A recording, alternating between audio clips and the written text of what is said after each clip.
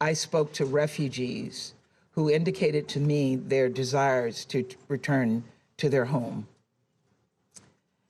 And we've all seen the images on TV of the bombed out buildings. But what we have not seen is that behind those destroyed buildings are destroyed lives and destroyed families. I met with women and children who had fled Ukraine, who stuffed their lives into backpacks and left the only home they had ever known. And these were sobering conversations. One young woman I spoke to came with her 6-year-old brother who had autism and is struggling with cancer. Their single mother helped them escape to save their lives. But Russia's war has interrupted the care her brother desperately needs. Another woman I spoke to fled with her 8-year-old from Odessa. The father, who they'd left behind, told them there was shelling right next to their apartment that very night.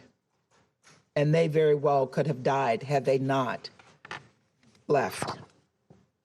A third woman I met told me that she used to love to travel, but never expected her next trip would be to flee for her life. When I asked her where she was from, she started to say, and then she stopped with tears in her eyes and said, "I'm sorry. I don't know how to say it, whether I live in Kyiv or whether I used to live in Kyiv."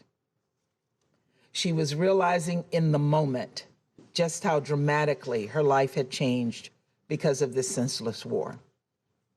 These are 3 stories of more than 10 million people, 6 million internally displaced, 4 million who have left Ukraine altogether, 4 million people who have relied on the big-heartedness of countries like Moldova, Romania, Poland, Slovakia, Hungary, and others across the region and the world to welcome and support all those leaving Ukraine in search of safety.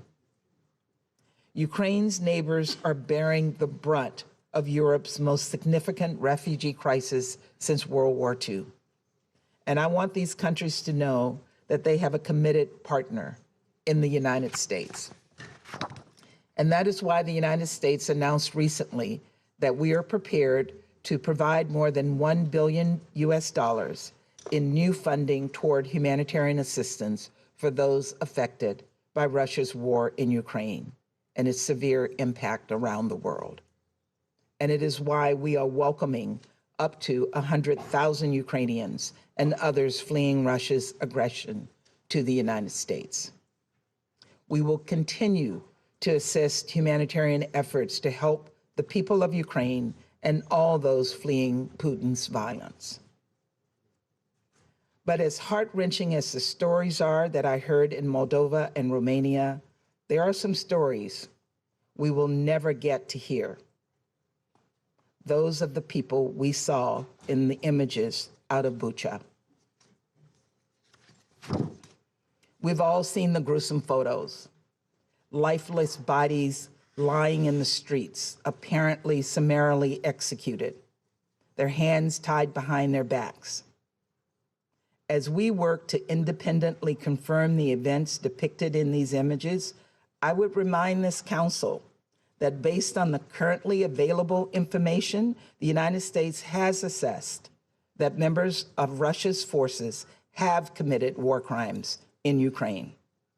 And even before seeing the images from Bucha, President Zelensky, along with others in the region, were reporting that children were being abducted, and we heard him say that today. Also abducted are mayors and doctors, religious leaders, journalists, and all who dare defy Russia's aggression.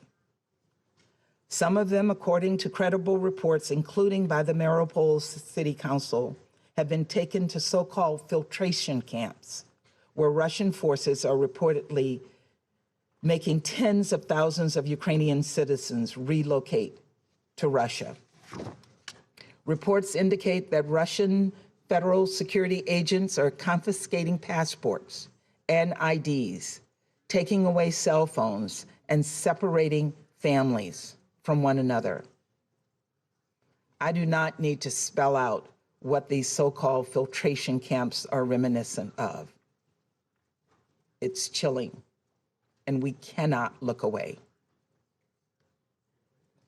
Every day, we see more and more how little Russia respects human rights. And that is why I announced yesterday that the United States, in coordination with Ukraine and many other UN member states, will seek Russia's suspension from the UN Human Rights Council. Given the growing mountain of evidence, Russia should not have a position of authority in a body whose very purpose is to promote respect for human rights. Not only is this the height of hypocrisy, it is dangerous. Russia is using its membership on the Human Rights Council as a platform for propaganda to suggest Russia has a legitimate concern for human rights. In fact, we will hear some of that propaganda here today, I know. And I will not dignify these lies with a response, only to say that every lie we hear from the Russian representative is more evidence that they do not belong on the Human Rights Council. 140 UN member states voted to condemn Russia over its unprovoked war and the humanitarian crisis it has unleashed upon the people of Ukraine. Here's my message to all of you. Now is the time to match those words with action and show the world that we can work responsibly. And I share President Zelensky's view that this moment requires responsible world powers and global leaders to show some backbone and stand up to Russia's dangerous and unprovoked threat against Ukraine and the world. The Secretary General said that confronting this threat is the Security Council's charge. It is, and it is also the responsibility of UN leaders and leaders around the world, every single member state with a voice in the GA. No one can be a shield for Russia's aggression. Suspending Russia from the Human Rights Council is something we collectively have the power to do in the General Assembly. Our votes can make a real difference. Russia's participation on the Human Rights Council hurts the Council's credibility. It undermines the entire UN, and it is just plain wrong. Let us come together to do what is right and do right by the Ukrainian people. Let us take this step to help them to start to rebuild their lives. And let us match the courage of President Zelensky, who we are so honored to have with us today. President Zelensky, I want you to know that we stand with the people of Ukraine as you face down this brutal attack on your sovereignty, on your democracy, and on your freedom. Thank you. I thank the representative of the United States for her statement, and I give the floor to the representative of Albania. Thank you, Madam President. Let me thank Ambassador Nusibe for having steered our work during the month of March and wish the UK and you, Madam President, success in our common work during this month. Albania welcomes President Zelensky's presence to this meeting. His remarks are painful, and his account on what Ukraine is experiencing under Russian occupation is revolting. We stand by you, Mr. President, by your compatriots, all Ukrainians, for their heroic resistance, for their resilience that the entire world is admiring. You are not alone. You have the world on your side, because it's the side of the right, of the just, and as we hope, of victory. Slava Ukraini. Madam President, let me thank SG Guterres for his, again, very clear and powerful remarks. I also thank USG DiCarlo and Griffiths for their updates. This is the 14th meeting of the Security Council on Ukraine since the 31st of January, while the war of aggression has entered the second month. Let's establish a few basic yet meaningful facts. Russia has stalled and its imperial dreams are nowhere. Taking Ukraine finally proved impossible. Kiev was too hard to swallow. Russian army is in disarray, but it has not stopped shelling and bombardments. But all this is not new, and all this is not news. The real news that has horrified the world is what Russia is leaving behind. The unspeakable horrors, those soul-crushing images in areas from which Russia is withdrawing. Images of civilians executed with a bullet in the neck, sometimes with their hands tied behind their backs or shot dead in their bicycles. Images of mass graves overflowing with corpses. Images of carnage and devastation, including looted homes, rape, and sexual violence, acts usually attributed only to thugs. They spring from the same cruel impulses as the bombardment of cities, homes, hospitals, schools, and kindergartens by the Russian forces. Bucha is an open-air graveyard, the notorious facelift of the Russian aggression. Madam President, we have heard time and again, it is not Russia. Yes, but no. It will be hard, actually impossible, to convince anyone that the destroyed tanks that clutter the roads, the mines and booby traps left behind amid the wreckage, and the bodies of civilians killed by arbitrary executions and laying in the streets amidst debris are staged scenes for propaganda. Who would believe that Russia aggressed Ukraine simply to protect civilians, while Ukraine is busy staging horror movies? You may muzzle media back home, but you cannot fool satellite images. You cannot blind independent reporters and human rights NGOs on the ground. Waiting for Russia to accept and tell the truth is waiting for Godot to arrive, and he never does. These are facts, hard and sickening proof of the atrocities committed, the ugly face of this madness. Such crimes, as documented by Human Rights Watch and verified by independent and respected professional reporters, those who are banned for the Russians call for answers, call for thorough investigation, for effective accountability, for justice. Prime Minister Rama called these crimes a terrible pain and a horrible shame. Russia has an international obligation to abide by international humanitarian law, the laws of war, including the Geneva Conventions of 1949 and its first additional protocol. Russia has an obligation to abide by the order of ICJ to immediately halt its military activity in Ukraine. But unfortunately, Russia has made another choice, not to respect any of it, and has cancelled itself from international law. But the law will pursue it. Russian army and its commanders cannot escape accountability. The name of the butcher of Mariupol, a criminal that has reduced an entire city to ashes and has made its citizens go from 3 meals a day to barely 3 meals a week, is engraved in the ruins of the city. This is why we will support the call to suspend Russia's participation in the Human Rights Council. The UNGA resolution that created the Council stipulates that, and I quote, members of the Council will respect the highest standards in the promotion and protection of human rights. As we see, Russia's standards are nose-eating, and its presence there is a farce, a desecration of the place that is called to be the sanctuary of rights. Dear colleagues, Russia has announced that it will now shift its focus on eastern Ukraine. This means that it will concentrate its brutality there in what may end up becoming a war of attrition. Russia has blocked the renewal of the OSCE International Observer Mission in Ukraine. This denies the international community the independent eyes it needs there. This anticipates, sadly, more war, further atrocities, other crimes, even more humanitarian disasters. This war continues to particularly affect women and children. Millions have been displaced, many of them alone, in search of safety and security. It is heartbreaking to see mothers write names and addresses in the back of their children so that they are recognized in case they end up being orphans.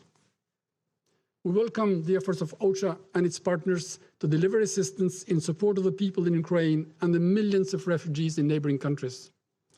Madam President, let me end with this note. Rarely has the outcome of a war been so disastrously the complete opposite of what it wanted to achieve. Russia's army has been defeated by the outgunned and outnumbered Ukrainian resistance. Russia is isolated like never in its history. It has become the world's most sanctioned country in history. No country has ever seen itself transform in a matter of only 10 days from a global player into a financial and international pariah, to the point that it is obliged to find comfort in the support from North Korea and Syria. Dear colleagues, this aggression and its startling defeat have once and for all separated the fates of Ukrainians and Russians, because the case of Ukraine is also the cause of democracy against tyranny and kleptocracy. It is a fight between the will of the people against the vicious will of one, whose reckless actions have challenged everything we stand for, and who is directly responsible for the economic disruption and food insecurity which is affecting the entire world. He may choose to stop, withdraw troops, and quit Ukraine, or continue to descend in the very abyss he has created and face the consequences. I thank you. I thank the representative of Albania for his statement. I understand that we now have solved the technical problems, so I suggest we return to the video. Thank you.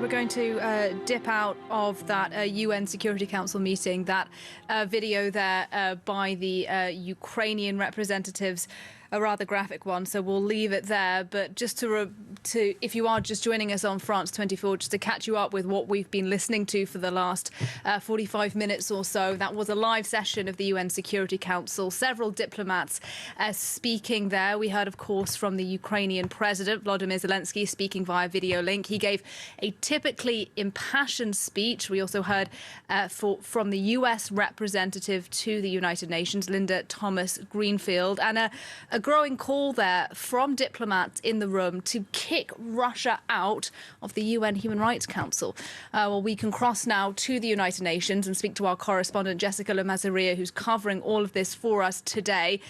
Jessica, lots to unpick there, but let's start, first of all, if we can, by that call made by the US representative, backed up by the Albanian representative, that Russia should be removed from the UN Human Rights Council. How might that work? Is there a precedent for something like that?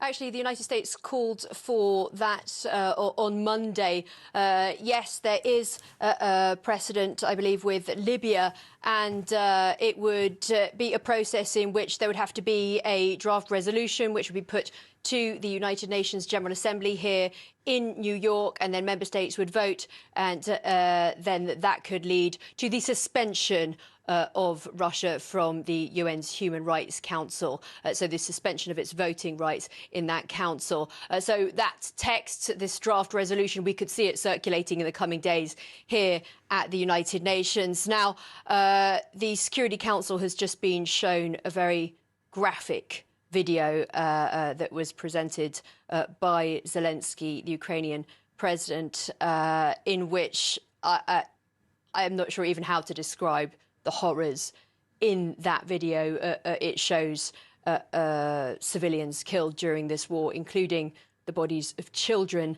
And we've heard during this council session today about the impact of this war on women and children in particular, and allegations of atrocities committed by Russian forces in Bucha. Zelensky detailed those, and other ambassadors as well, describing even children having to watch their mothers being raped in front of them by Russian forces. So those allegations of war crimes and atrocities committed by Russian forces in Ukraine. Now, Russia says that this is all a fabrication, that it is a sort of false flag action launched by Ukraine to slander Russian forces. But ambassadors have pointed out during this council session that this is 2022, and there are satellite images to prove that these corpses were already on the ground while the Russians were still there, and that there's evidence from independent investigators and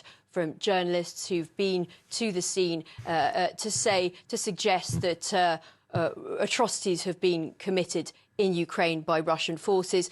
We haven't yet heard from the Russian ambassador, who said that he's going to be presenting empirical evidence that this is all a fabrication.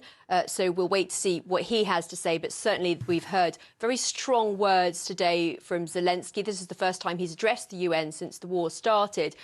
He just came across as really angry and really frustrated. He berated the UN, saying that if the UN can't reform, and the term he used was stop the veto from being used as the right to die, then the UN should essentially dissolve. So really calling on world powers to take action. And Western powers responded to that with the US ambassador saying, yes, we support Ukraine, and congratulating Zelensky on his wartime leadership. But really there was the sense of real frustration from Zelensky to the UN's failure to act and really prevent this war. Jessica Lamazzaria, live at the United Nations in New York. Thank you very much indeed for your analysis on what it is that we've been watching coming out of the Security Council meeting. We're going to take a short break here in the France 24 newsroom, but do stay with us. There'll be much more world news and analysis of what's coming out of the Security Council very shortly.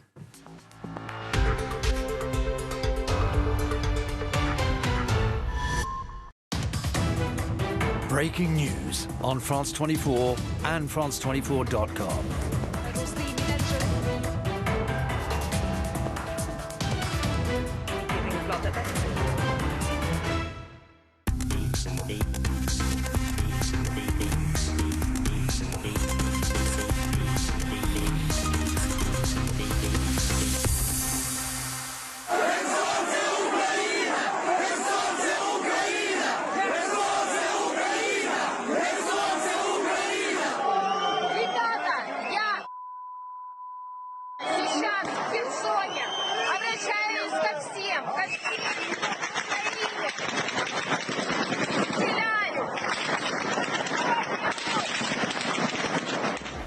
These images were filmed in Liberty Square in Kherson in the south of Ukraine, 5 days after the city fell to invading Russian troops. Their APCs and trucks had taken up position in the same square on March 2nd. Kherson was the first major city in Ukraine to be conquered and occupied. The Russians had started their bombardment on the 1st. We spoke to 2 women who were there.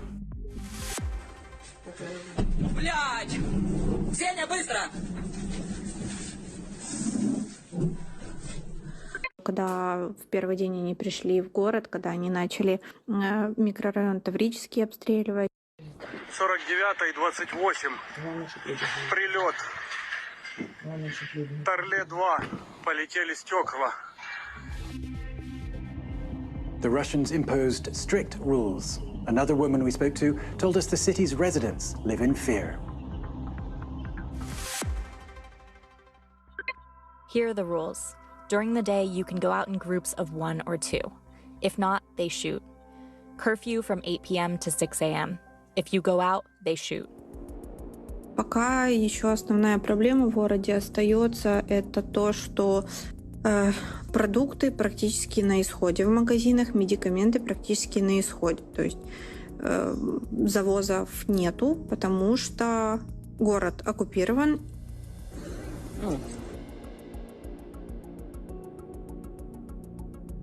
Понятно, у людей там какие-то запасы есть. Сейчас раскупается то, что было в магазинах. Хлопці стоять, помощить в кадр.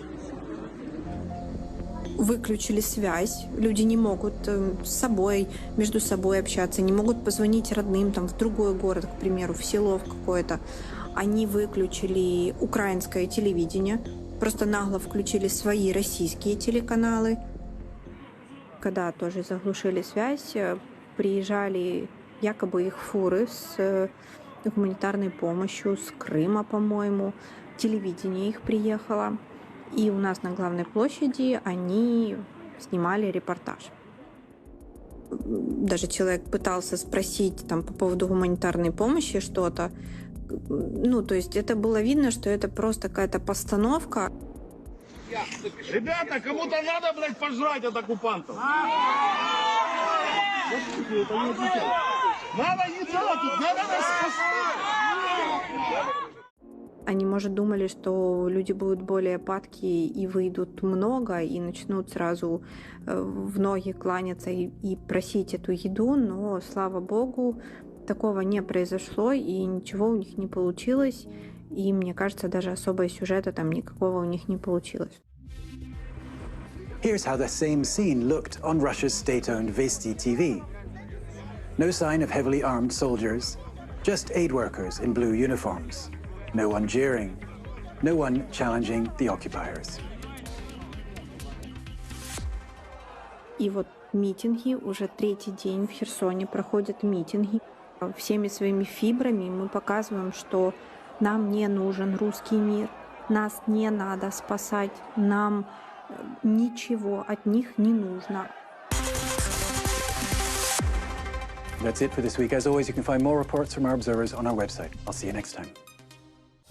Some rural and urban areas in France are desperately short of doctors. Too many are retiring, not enough qualifying. It's a recipe for a healthcare disaster. J'ai dû appeler la première fois une quinzaine de cabinets. Pour trouver des médecins ici, c'est la vraie galère. J'ai fait tous les médecins que j'ai pu, impossible.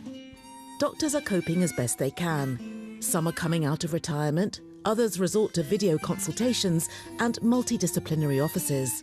Ma meilleure façon de ne pas angoisser, c'est de continuer à travailler. Mais un jour, il faudra quand même 74 ans, il faudra quand même que je passe la main aux autres. Don't miss our report on the black spots in France's healthcare by reporters on France 24 and France24.com.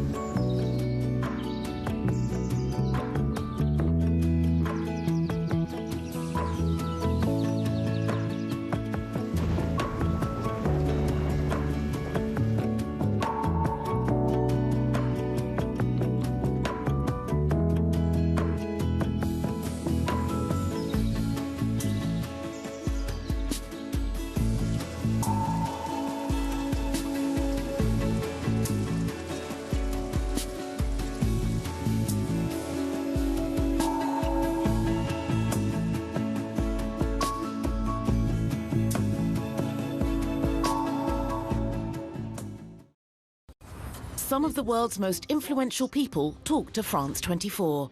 Government cannot do much promotion of human value. Politicians. E acho que sem política não há democracia. Scientists, athletes and artists. Get all the insight. The government is still spying. And the voices that matter on France 24.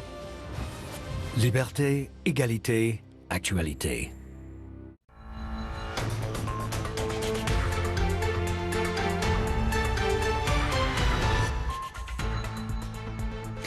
President Volodymyr Zelensky addresses the UN Security Council. He calls on the UN to act immediately to end the bloodshed in Ukraine, demanding Russia face a war crimes trial and that the country be kicked out of the UN Security Council altogether. Meanwhile, shelling continues in and around the second city of Kharkiv. Our journalist, Catherine Norris-Trent, is there, and she's been speaking to a newlywed couple to report on love and resistance despite the war. And in other world news, nearly 20 years on, a Darfur war crimes trial opens at The Hague. An alleged Janjaweed leader pleads not guilty to dozens of charges there today. Welcome to the France 24 newsroom, and thank you for joining us. This afternoon, we've been covering for you events at the UN Security Council, where President Volodymyr Zelensky has been speaking via video link. Now, he demanded the Council act immediately to stop what he called Russian crime, saying an international trial comparable to Nuremberg was needed to ensure Russian forces were held to account. Now, he also said Russia should be kicked off the Security Council altogether. That wasn't an idea supported publicly by diplomats in the room, but we did hear from the US representative saying the United States did support removing Russia from the Human Rights Council. Well, let's cross now to the United Nations and speak to our correspondent Jessica Lamazaria, who's there for us right now. Jessica, lots to unpick coming out of that Security Council session that is still underway. From what we've heard so far, though, just tell us what you think is most significant. Well, I think the most significant thing in this council meeting was Zelensky's address, his first address to the United Nations since the war began in Ukraine. And he was very angry and very frustrated at the lack of progress from the United Nations on stopping this war, because the UN exists to maintain peace and security in the world, and the Security Council in particular. And he essentially said that, well, the UN ought to be dissolved if it can't do something. And certainly he said that Russia ought to be kicked off the Security Council if it keeps preventing the Council from acting by using its veto. He called the veto the right to die at the moment, and said that really the United Nations needs to undergo reform in order for it to function properly, and that at the moment it is the people of Ukraine who are paying the price for dysfunction here at the United Nations. He also aired a very graphic video of civilian casualties in Ukraine, which featured dead children and just awful pictures, which were very hard to look at. I couldn't see the look on the Russian ambassador's face as he viewed that video, but one can only imagine that it must have been very uncomfortable, although the Russian ambassador is still speaking now at the council, and he has addressed Zelensky directly, saying that these accusations of atrocities committed by Russian forces in Ukraine are false. He had said that he's going to present proof that these accusations are false, and he's speaking right now in the council Jessica, chamber. So let's but listen Zelensky in, if we can, said, well, to the Russian 2022. representative, Mr. Nebenzia. Including their Valentina Nikolaevna Borisenko says how Ukrainian soldiers kicked out women with 2 children from a private home and then used it to lob mortar rounds. And that woman had 2 children. They were kicked out by soldiers with blue armbands. Those are Ukrainian insignias, insignias of the Ukrainian army. Marina Vasilyevna testified that she was tortured in a basement by Ukrainian security services. They tied me to a sewer pipe when I found out I was Russian. They beat me, used electric current, raped me, and they threatened to rape my young daughter. Shapovalova Olga Georgievna. We left Mariupol from Mangusha on the 25th of March. The firing positions of the Ukrainian army were positioned between residential homes and in the courtyard of a school. They used civilians as cover. In the neighborhood around the drama theater, a Ukrainian tank drove around, firing indiscriminately, including targeting residential buildings. On the territory of the 69th, 68th, and the 5th school, tanks were stationed. I saw this with my own eyes.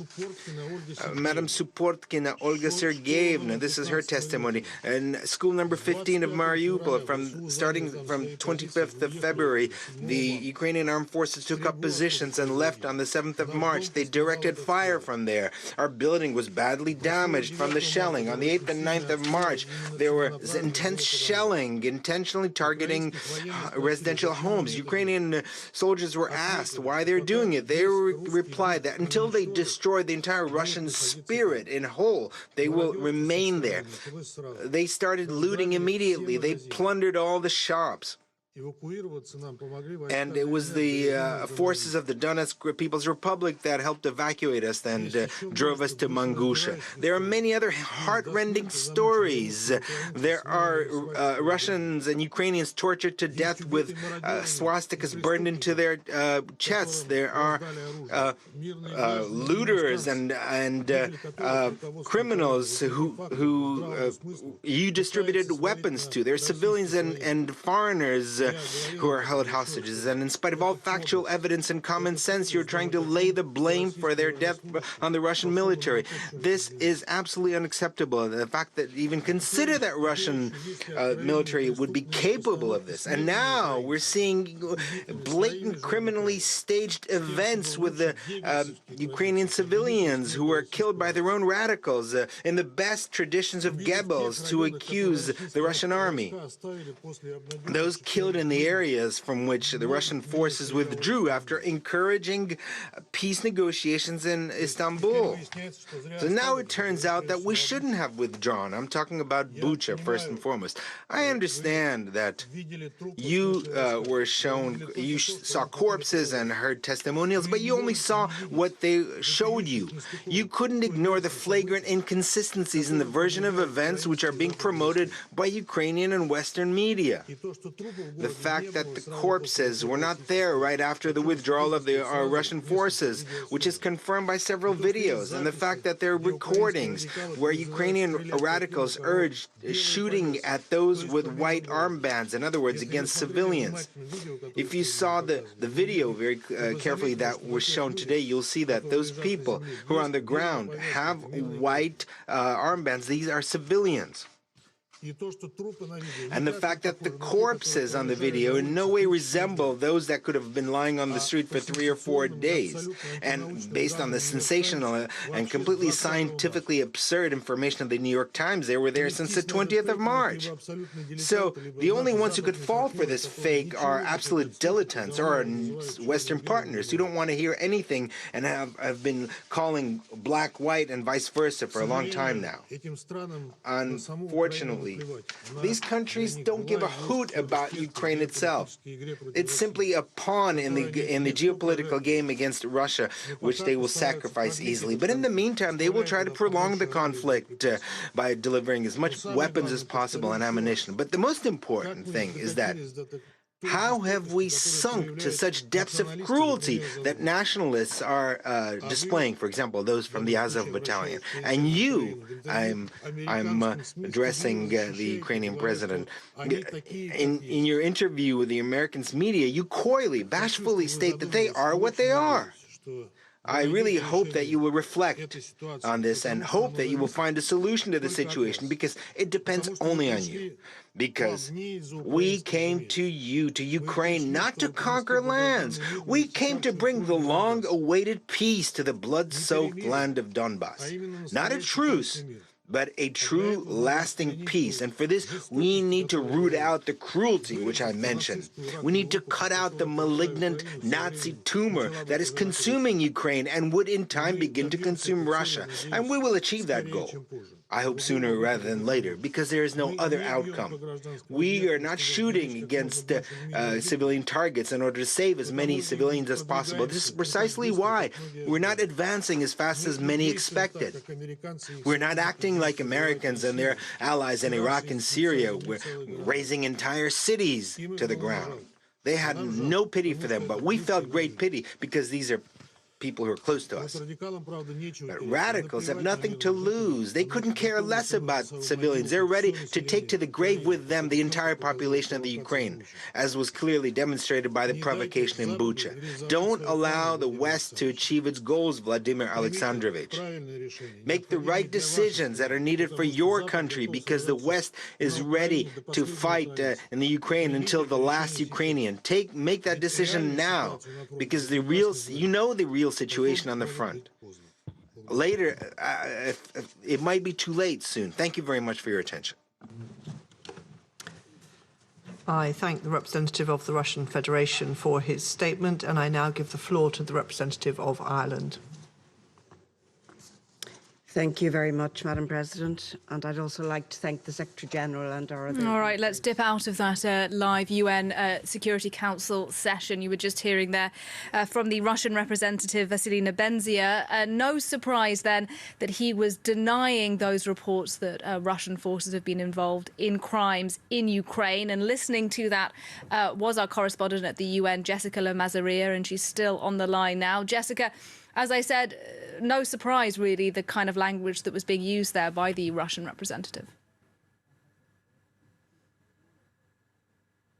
No, Nebenzia, the Russian ambassador, had said that he was going to be presenting evidence that these claims from Ukraine that atrocities have been committed by Russian forces in Ukraine were staged. And that's what he set out to do in this address to the Security Council. And he spoke to Zelensky directly, saying, you know, you should move to the right side. He described Ukrainian forces as radicals with nothing to lose, and essentially said that these images of dead civilians were civilians who were killed by Ukrainians themselves. But other council members and Zelensky as well have been pointing out that, well, there are satellite images to prove this is false, that those corpses were already there when the Russians were still present, and that there have been journalists and independent monitors who have been there to the scene in Bucha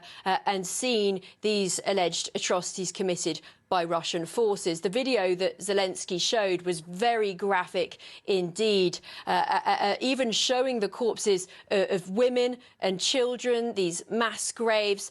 And Zelensky was extremely angry and frustrated as he addressed the Security Council and really asked what the UN is for if it's not able to maintain peace and security. He said that the veto and Russia's abuse of it has essentially led to the veto being the right to die, and that the council ought to be reformed in order for it to be able to do its job properly, or otherwise it may as well be dissolved. It may as well not exist anymore.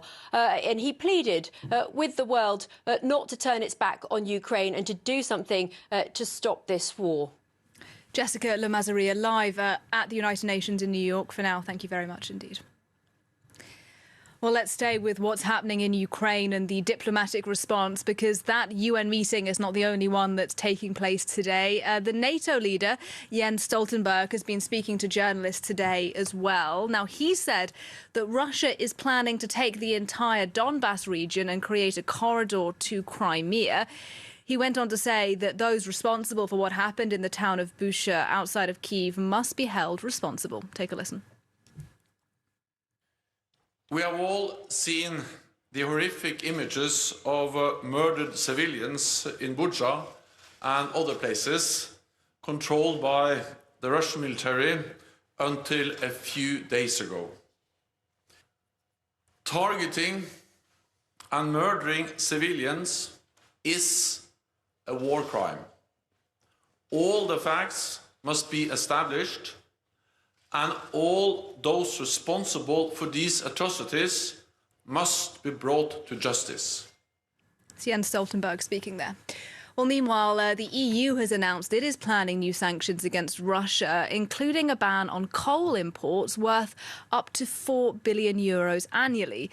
Now, if confirmed, it would be the first sanctions targeting the country's lucrative energy sector. The European Commission President, you can see there, Ursula von der Leyen, also said the bloc is considering sanctions on Russian oil. It is important to sustain utmost pressure on Putin and the Russian government at this crucial point. The 4 packages of sanctions have hit hard and limited the Kremlin's political and economic options. We're seeing tangible results, but clearly, in view of events, we need to increase our pressure further. So today, we are proposing to take our sanctions a step further. We will make them broader and sharper so that they cut even deeper into the Russian economy. Well, that wraps it up for this news bulletin on France 24. Thanks for watching, and do stay tuned. My colleague Francois Picard will pick up with all the latest news in about 15 minutes.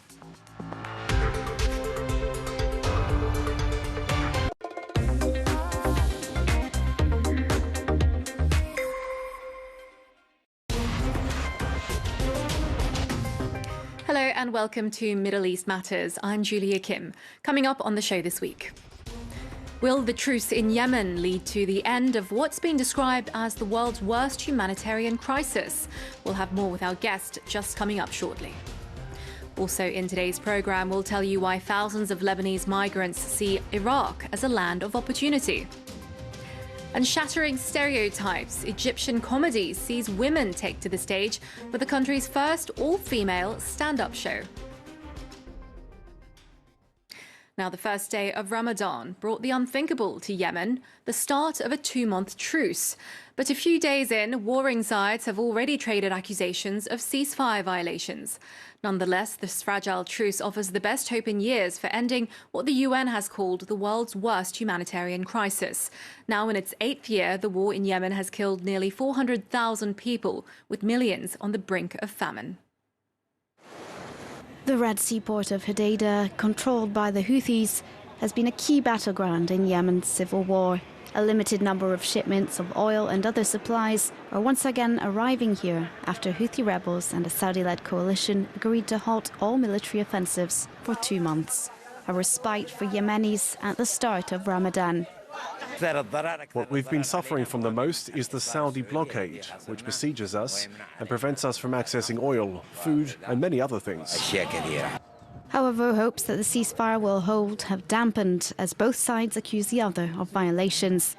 Yemen's foreign minister tweeted, "The truce has been greatly welcomed, but it is threatened by the Houthis' breaches, including military deployments, mobilization of troops and vehicles, artillery and drone strikes." Houthi media channels also reported alleged breaches by pro-government troops. The conflict, which began in 2014 when the Iran-backed Houthis overran the capital, morphed into a proxy war after Saudi Arabia and other Gulf powers intervened the next year. Since then, the economy has halved in what was already one of the world's poorest nations. Half the population has been pushed to the brink of famine. The war has fueled one of the world's worst humanitarian crises, brought state institutions to the verge of collapse, reversed human development by 2 decades, and threatened regional peace and security. Speaking from Riyadh, Yemeni President Abd Rabbu Mansour Hadi has called on the Houthis to return to the negotiating table. Well, joining us on the programme today is Senior Research Fellow at Oxford University, Dr. Elizabeth Kendall. Thank you very much for joining us on the programme today. Firstly, do you think this truce will last, given that there have already been accusations of ceasefire violations? Well, we have to hope that it will last, but experience does show that these kinds of truces are tougher to implement than they are to agree. They've come and gone before. There was a short-lived nationwide truce in 2016. There was another ceasefire in 2018 based on the Stockholm Agreement. That was only for one area of Yemen, and that was marred by hundreds of violations and never really came to anything. I think, though, that peace has to start somewhere. There are some positive signs with the arrival of the first fuel ships into Hodeidah port, but it won't be easy, and we certainly shouldn't be complacent. I'd say cautious optimism. Don't forget there are about 50 active war fronts in Yemen, and cycles of revenge are in place. It may be hard for the powers that be to control their forces on the ground. As you say, there have already been clashes and violations. Let's hope that that's simply the ceasefire bedding in and not symptomatic of a broader unravelling of the truce.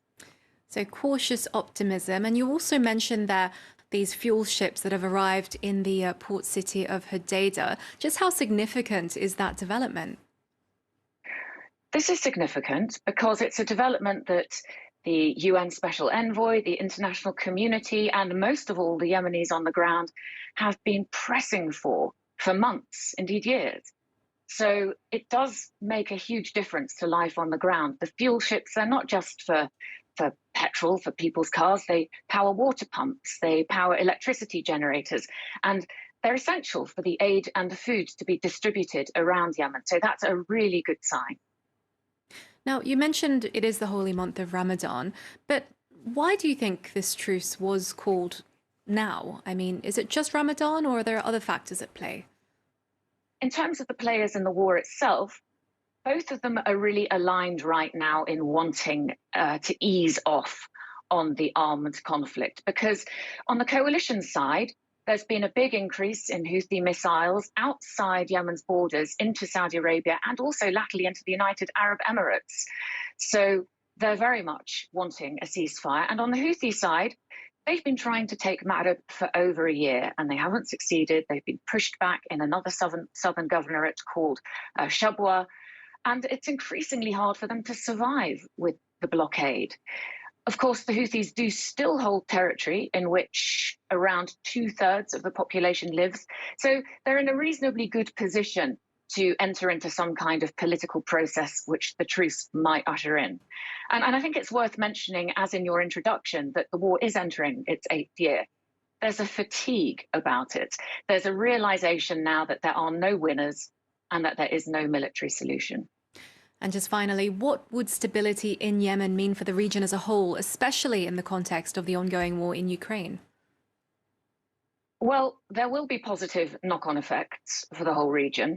I hope that this will lead to some kind of further rapprochement between Iran and the Gulf states. And it also removes a contentious issue that's proven rather awkward for relations between the Saudi-led coalition and its Western allies. And then, of course, allows the great powers to focus on trying to resolve that issue in Ukraine. It releases the bandwidth for that. And we must mention also that there are predictions that around 19 million Yemenis will be hungry on the brink of starvation by the end of this year. And of course, about 40% of Yemen's imports of wheat come from Ukraine and Russia. So I think that solving this war now is incredibly important to stave off an escalation and also a massive spiraling of the humanitarian crisis. Okay, Elizabeth Kendall, thank you very much for your time on Middle East Matters. We really appreciate it. You're welcome. Now, Iraq is emerging as a new land of opportunity for the Lebanese. Authorities in Baghdad say more than 20,000 immigrated in the past year, mainly to work in the health and service sectors. Iraq has returned to relative stability after defeating the Islamic State group back in 2017. Meanwhile, Lebanon is currently in the throes of an unprecedented economic crisis. James Mulholland has the story. Akram is a restaurant manager in Baghdad. A year ago, in his home country, Lebanon, he could never have imagined that he would immigrate to Iraq in search of a better life. The 42-year-old now runs this restaurant in the heart of the Iraqi capital, but he still feels nostalgic about his old life. I bought a ticket and came to Baghdad. Here, my work allows me to support my family, something I couldn't do in Lebanon. Like Akram, more than 20,000 Lebanese workers have chosen to settle in Iraq in recent years. Since 2019, Lebanon's currency has plummeted further and further, and 80% of the population now lives under the poverty line. Since a claimed victory over the Islamic State organization in 2017, Iraq appears to have pulled off a relative return to stability. Lebanese companies in the tourism, hospitality and particularly the health sectors now see it as a land of opportunity. More than 900 new Lebanese businesses have set up shop in Iraq, like this optical center in Baghdad, which has been busy since the day it opened. People always ask me why I opened a branch in Iraq. In our center in Lebanon, we used to see many Iraqi patients. They trusted the Lebanese health system. Lebanese are not afraid to invest in Iraq despite persisting security problems. That's down to several reasons, according to this economist. Some Lebanese investors feel that Iraq is a good environment to invest in. There is an abundance of liquidity, dynamic economic activity and a sense of security in the market. But it isn't only sunny skies. In a country where most income is generated by oil, 40% of young people are unemployed and 1 in 3 Iraqis live in poverty. As Lebanese immigrants see opportunity in Iraq, thousands of Iraqis are looking outside for a new life. Well, turning now to Egypt, where female comedians have taken to the stage for the country's first women-only stand-up show. Organised by women for women, they say the aim is to empower the fairer sex and challenge stereotypes. Catherine Kidir-Clifford has this. They've got the crowds in fits.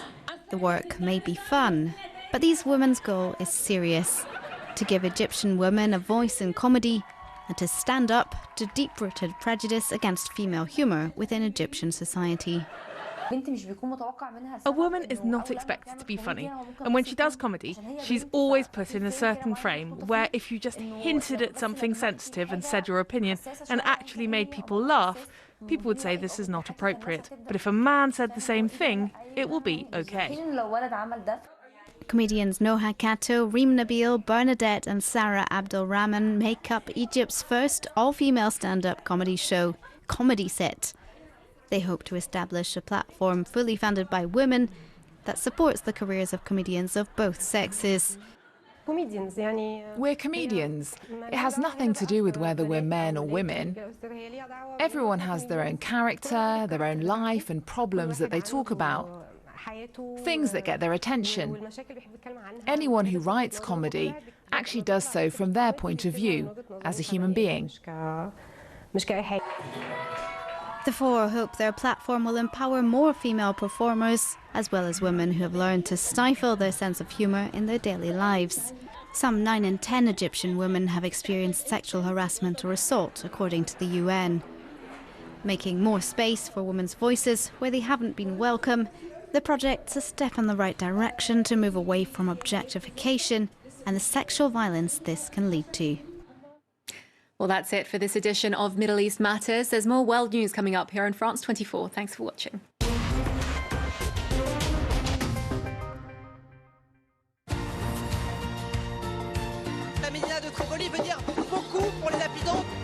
Bienvenidos a las noticias de France 24. Thanks very much for joining us. أهلا بكم في ثقافة في عدد اليوم. Ravi de vous retrouver pour Afrique Hebdo. Au programme cette semaine. This storm has hit New York City a lot. To be a president. 3, 2, 1. Madagascar fait face à une seconde vague meurtrière. Almost 99 million of you watch us every week. So thank you. شكرا. Gracias. Your confidence means a lot to us. Muchas gracias. شكرا على هذه الثقة. Thank you. Merci du fond de mon cœur.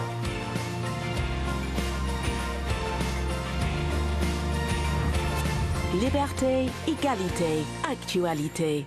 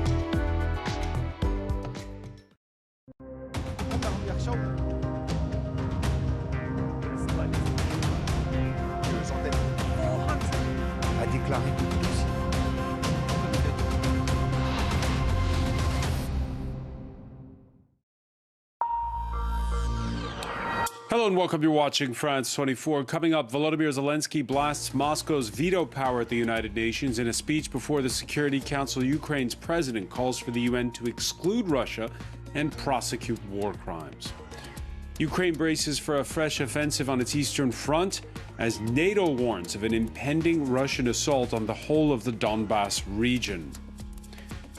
Nearly 2 decades after the facts, a Sudanese militia leader goes on trial over the civil war in Darfur. 72-year-old Ali Muhammad Ali Abd al-Rahman pleads not guilty to all 31 war crimes charges counts.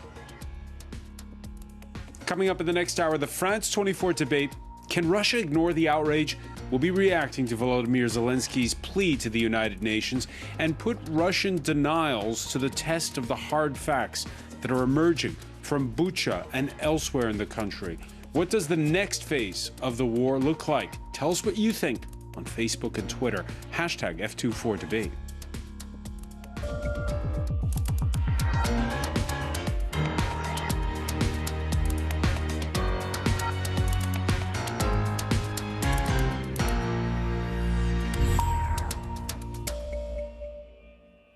Hello, everyone. I'm François Picard. Bring Russia to justice for war crimes. Ukraine's President Volodymyr Zelensky making the case before the UN Security Council earlier and going further.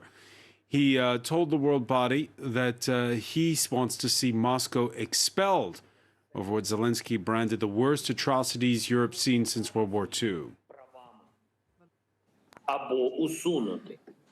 You could do two things.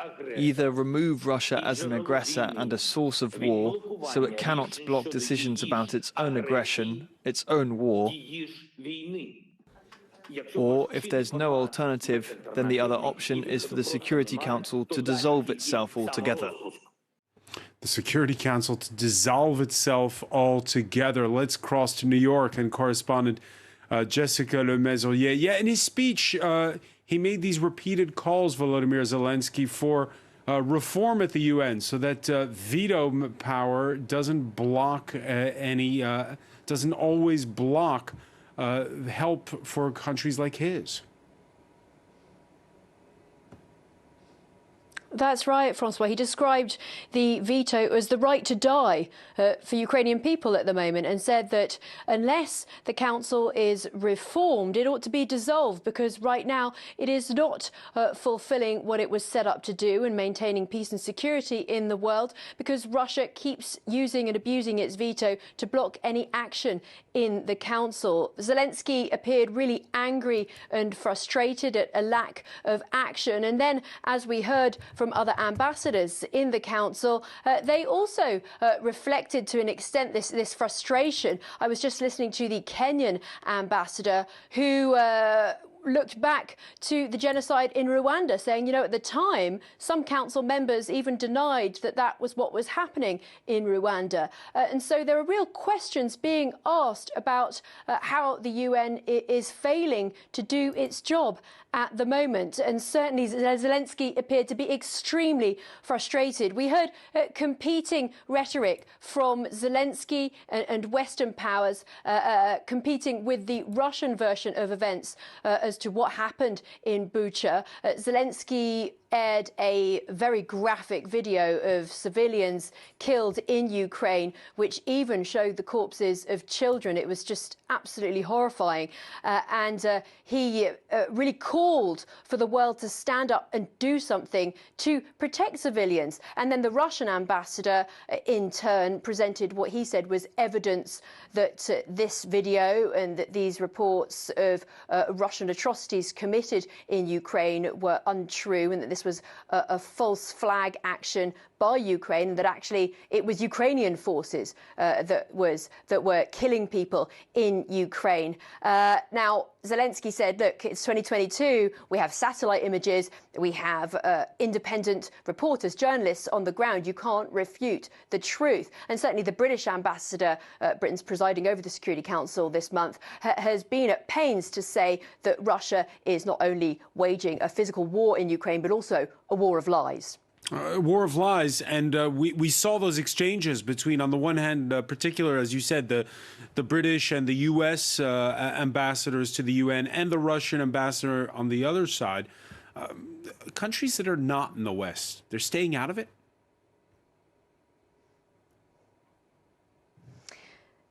It's very interesting that you bring that up because, as I said, I was just listening to the Kenyan ambassador, and it has been interesting to listen to African states speaking about this. They do mention the hypocrisy from the West, and of course, they are also underscoring that this is becoming, really, it's a global crisis, and that we are seeing food shortages across the world, and the global situation worsening by the day. The Kenyan ambassador said, things have fallen apart. We must reform, really echoing Zelensky's call for reform of the entire global system in order to stop this happening. He said that Ukraine may now become a model for a new generation of disastrous wars. We haven't yet heard from China today, and up until now, and I think we can expect to hear more of the same, China has really failed to condemn Russian actions in Ukraine and keep calling for sort of impartiality and saying that, Russian security concerns need to be considered as well. So it'll be interesting to hear what China's ambassador has to say. Jessica Le Mesurier, on that point of how Russia's counter-narrative plays with the rest of the world is something we'll be talking about in the next hour in the France 24 debate. Many thanks for that live update from UN headquarters in New York. And after the Russian pullback from points north of Kyiv, Ukraine's army bracing for an offensive in the east. Sinead McCausland has the story. Looking for a victory, Putin moves Russia's war east. US intelligence officials say some Russian troops are retreating to Belarus, but they're unlikely to be returning home. Russia is repositioning its forces to concentrate its offensive operations in eastern and parts of southern Ukraine. We anticipate that Russian commanders are now executing their redeployment from northern Ukraine to the region around the Donbass in eastern Ukraine. Failing to score a quick triumph in Ukraine's capital, Kyiv, gaining control of the Donbass region in eastern Ukraine is critical for Russian President Vladimir Putin. The area includes the Russian-backed separatist regions Luhansk and Donetsk, where Russian troops are expected to target next. Officials in the area are urging citizens to leave immediately, in fear of an imminent attack. I've been talking about this for at least 3 weeks. People need to leave the region so that the armed forces of Ukraine can act more effectively and protect the Donetsk region and Ukraine as a whole. Elsewhere in the Donetsk region, Russia has advanced on the southeastern strategic port city Mariupol, which, despite heavy bombing and intense street fighting, Moscow has failed to capture. A frustrating defeat, as the important city would provide Putin with a corridor from Donetsk to Crimea. The retreat of Russian forces around Ukraine's capital marks a major defeat for the Russian military, losing ground in the north of the country. But they continue to make consistent small territorial gains east, aiming to isolate the Ukrainian army. Now, NATO warning that that Russian offensive in the Donbass is definitely on. Its Secretary General speaking to reporters from Alliance headquarters in Brussels. We now see a significant movement of troops away from Kiev to regroup, rearm, and resupply.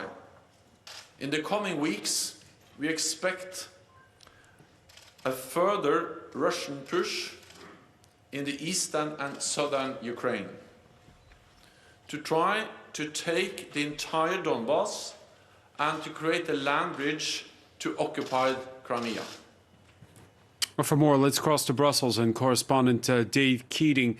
Dave, what else is NATO saying?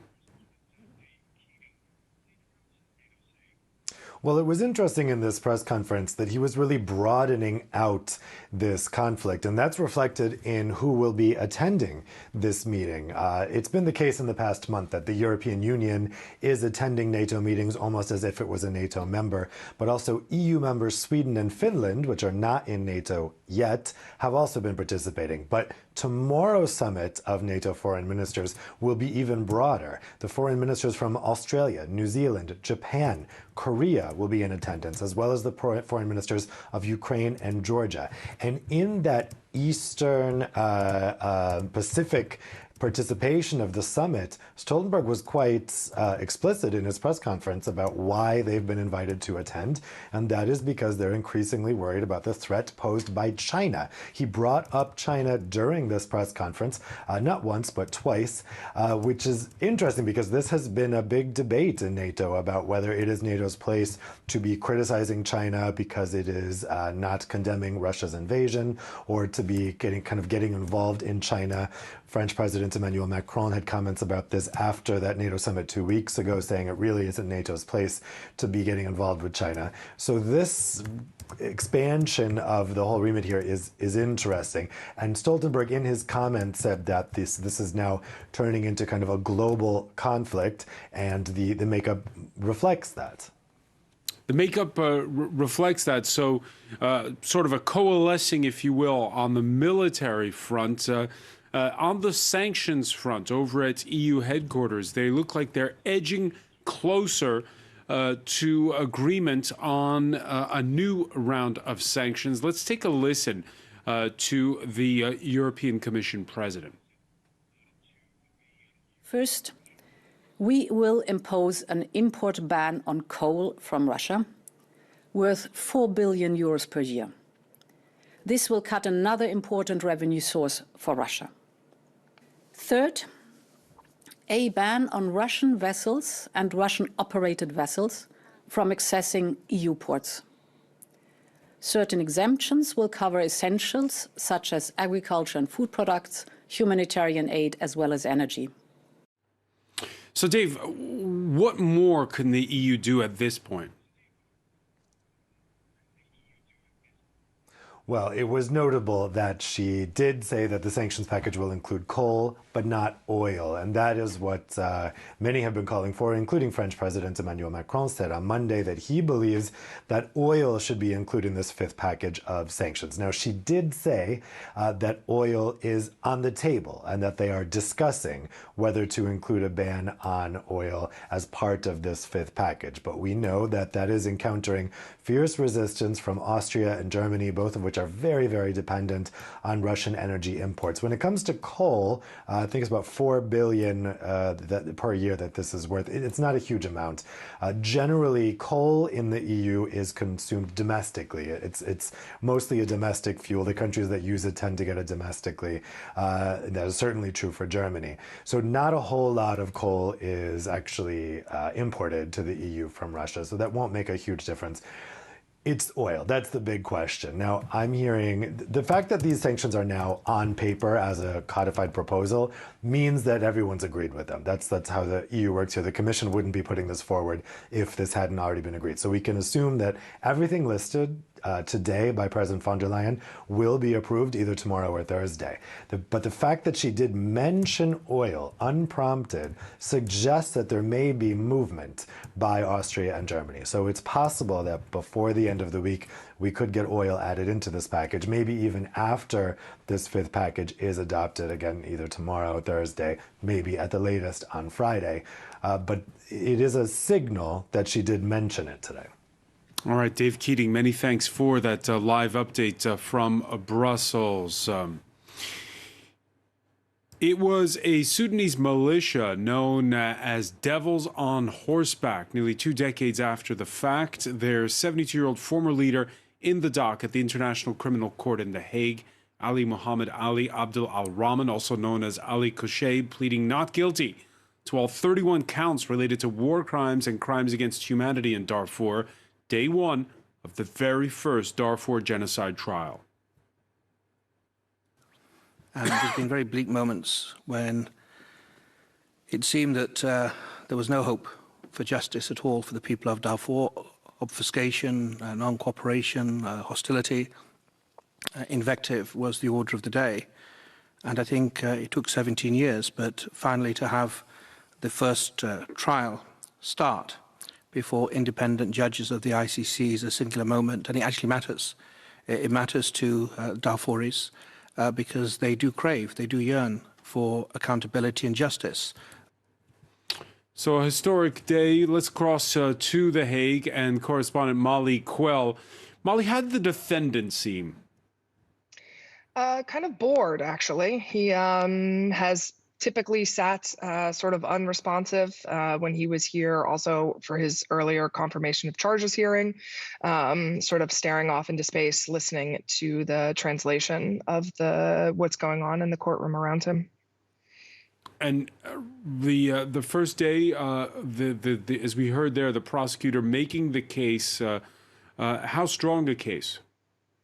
Well, according to Mr. Khan, who we just heard from, they say that they have a very strong case. When speaking to journalists after the hearing, the senior trial lawyer in the case stressed the fact that most of the evidence that is being brought is traditional evidence. It is witness interviews. It is investigation that was done by the court.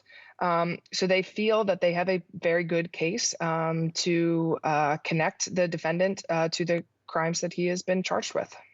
We all remember a few years back, Sudan's deposed leader Omar al-Bashir, the efforts to bring him where you are to the International Criminal Court in The Hague over the genocide in Darfur.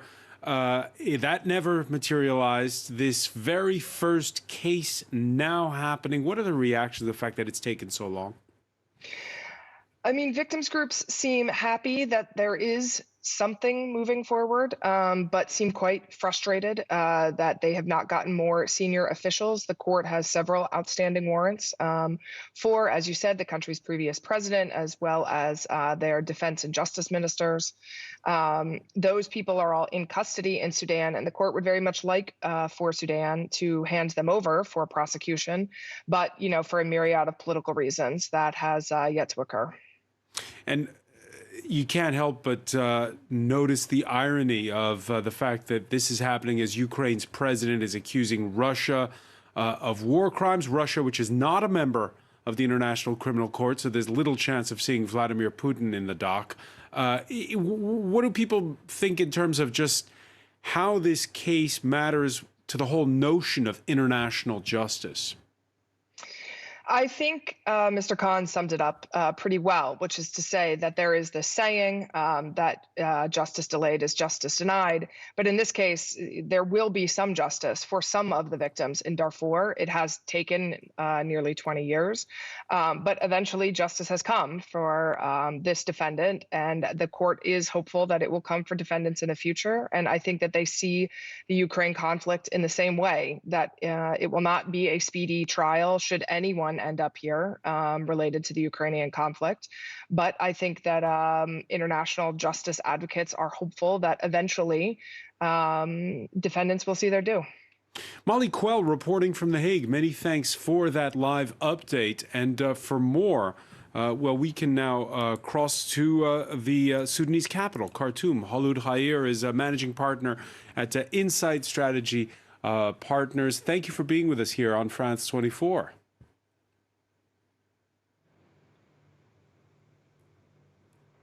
Can I first of all ask you your reaction to what you just heard our correspondent say about effectively what the prosecutor said, better late than never? Is that your view?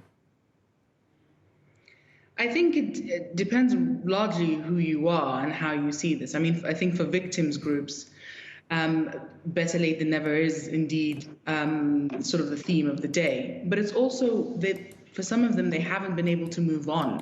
So it may seem like 17 years to some of us, but to them, this all feels very fresh and very new because, of course, there hasn't been any legal accountability or any accountability, political either, for the events for which Mr. Kosheb is now facing trial. So I think it is that, the time element of this depends largely on who you are and how you are affected. And when you look at the Darfur genocide, is Ali Kosheb a kingpin or a low-hanging fruit, if you will? Well, he is not actually himself indicted under genocide. He's indicted under war crimes and crimes against humanity. And he's described as a leader, but by no means, of course, the person with whom the buck stops. That very much is Omar al-Bashir. And it will, I think, having any kind of way to reach Omar al-Bashir and bring him into The Hague will have massive impact for the broader sense of accountability that people feel. But in the meantime, of course, Mr. Kosheib's defense is that he was just following orders. And I think on some level that simply won't wash, because of course he was indeed involved and in charge of some of the groups that committed some of the atrocities. Yeah, and worth talking about the irony here in Europe of the fact that it's happening while Russia's accused of war crimes. I suppose where you are in Khartoum, there's the irony of the fact that the number two of the junta is accused of leading the Janjaweed militias in Darfur. Well, it's more than that. It's the fact that every actor that has taken part to some extent in the conflict in Darfur can now be found at the Sovereign Council, at the head of the country's de facto government after the coup. And so the question of accountability and to what extent the ICC can get cooperation on the other four indictees, to what extent they can get cooperation in terms of finding evidence and interviewing potential witnesses, to bringing those witnesses to The Hague safely, etc. All of these questions are caught up and tied up into the regime and where it stands right now. For someone like Hemeti, the senior commander inside the junta, is it a case where you have to stay in power or else you'll wind up at The Hague? I think that is the political calculus for a lot of these generals and also rebels. And we must remember that it's not just those that are indicted by the ICC, but those sort of still hanging around in Khartoum and in parts of Darfur that are also could also be indicted under similar acts. It's I think the problem for them is that they see that staying in power is a way to stave off accountability of any sort, transitional justice, economic or otherwise. But of course, that didn't work for Bashir very well because he was still indicted and he was still imprisoned. There are now doubts as to what extent Bashir will be able to face justice in any court, whether it's in Sudan or in The Hague. And of course, the more that the coup consolidates its power here, the less likely that seems. And how much coverage is the opening day of the trial getting where you are? Admittedly, not as much as it should. Considering sort of the landmark status of a trial like this, I would expect it to have much more reverberations in civil society and in other parts of the country. But because under the Bashir regime, the Darfur conflict was so compartmentalized to Darfur, and so Sudan always had and continues to have a centralization problem. Unfortunately, this issue hasn't really reverberated, I think, to the fullest extent it can into Khartoum. Now, will it have an impact on the calculations of the regime? Almost certainly. But I think more engagement with and more engagement by civil society in Sudan writ large, including in Khartoum, is necessary to make sure that events that happened 17 years ago are related to and made relevant by what is happening today in Khartoum and across Sudan. Yeah, we've been, the world's attention's been focused the last couple of years, obviously, on the showdown between a junta that doesn't want to go away and civil society that wants a civilian regime in a democracy in Sudan. How's it playing in Darfur right now? Well, the thing is that this compartmentalization that I spoke of earlier is no longer the case. The Juba Peace Agreement of 2020 effectively brought Darfuri rebels into the heart of government, and they are now part of the coup regime. So what happens in Darfur directly impacts what happens in Khartoum and vice versa. And what we're seeing today in Darfur, I mean, in many ways, the killings never stopped, the violence never stopped. The land rights issues that were at the core of the Darfur conflict have never been resolved. And so we're still seeing the echoes of the earlier conflicts, but certainly newer conflicts spring up because of those pre-existing unresolved issues. And the transitional government prior to the coup didn't really have the political clout in order to send Bashir to Darfur or talk about lands issues, set up the land commission, etc. And we're seeing sort of the echoes of that inability now, and it doesn't seem likely that those issues will be really looked at with this current government. Just in the last few days, we saw areas of South Darfur face a lot of violence because of the gold mining activities and also land grabbing activities that are directly endorsed by and supported by actors in Khartoum. And that looks set to continue. That looks set to continue. And before we let you go, Khaloud Haïr, I have to ask you, the stalemate between those who are still coming out and protesting in the streets and the junta. How's that going? Well, tomorrow there's a very large protest countrywide that has sort of brought together grievances related to not just transitional justice and economic accountability, but also the very acute economic troubles facing the country right now. The generals have tried to drum up external financing from the Gulf countries, but that's been slow to come in. And so people are really feeling the sort of economic as well as political grievances that had always sped along the revolution. Tomorrow is being earmarked as a really big day, a show of force by the pro-democracy groups to really hit home for the junta that they are not welcome, that they are not wanted, and that they should make way for a full civilian transition. Kholoud Hayer, Managing Partner at Insight Strategy Partners, thank you for speaking with us from the Sudanese capital. Thank you. Stay with us. There's much more to come here on France 24. More news plus the day's business. And in sports, Tiger Woods poised to make his big return after that 2020 traffic accident. He's slated to play in the Masters, which tee off on Thursday. That's coming up here on France 24.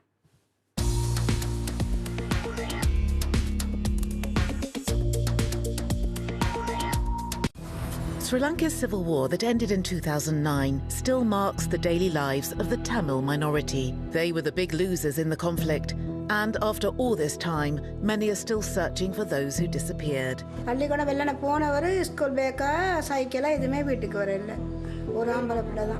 people marginalized for more than 70 years, the Tamils cannot mourn their dead and are fighting to uncover the truth. Excavations of mass graves suggest the worst for families still hoping to find their loved ones and are damning for a government that remains silent. இலங்கையில் 7 ரகசிய முகாம் இருக்குன்னு மன்னிப்பு சபை 2011ஆம் ஆண்டு November 10ல பத்திரிகையில வந்த செய்தி. Don't miss Sri Lanka Revisited on France 24 and France24.com.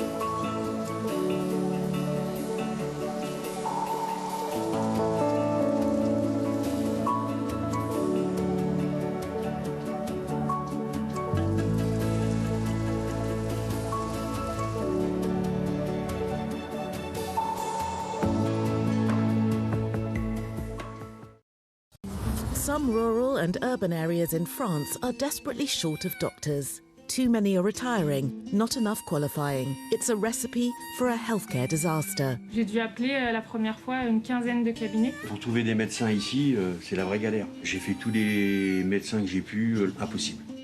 Doctors are coping as best they can. Some are coming out of retirement, others resort to video consultations and multidisciplinary offices. Ma meilleure façon de ne pas angoisser, c'est de continuer à travailler. Mais un jour, il faudra quand même 74 ans, il faudra quand même que je passe la main aux autres. Don't miss our report on the black spots in France's healthcare by reporters on France 24 and France24.com.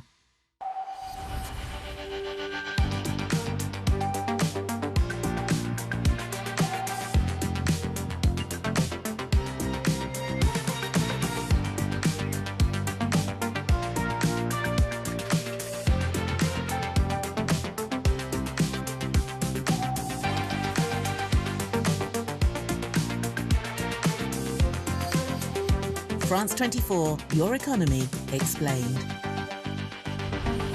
Liberté, égalité, actualité. Welcome back. You're watching France 24. Coming up, love as an act of defiance. France 24 reports on the couple in Ukraine's second city who chose the Kharkiv metro as venue for their wedding. Brussels calls for new sanctions to include a ban on Russian coal. No mention yet of oil as Germany opens the door to higher-grade weapon supplies for Ukraine. In a case championed by the French far-right presidential candidates, prosecutors unable so far to establish an anti-Semitic motive in the February killing of a Jewish man in the northern suburbs of Paris. Jeremy Cohen was beaten and struck by a tramway trying to flee.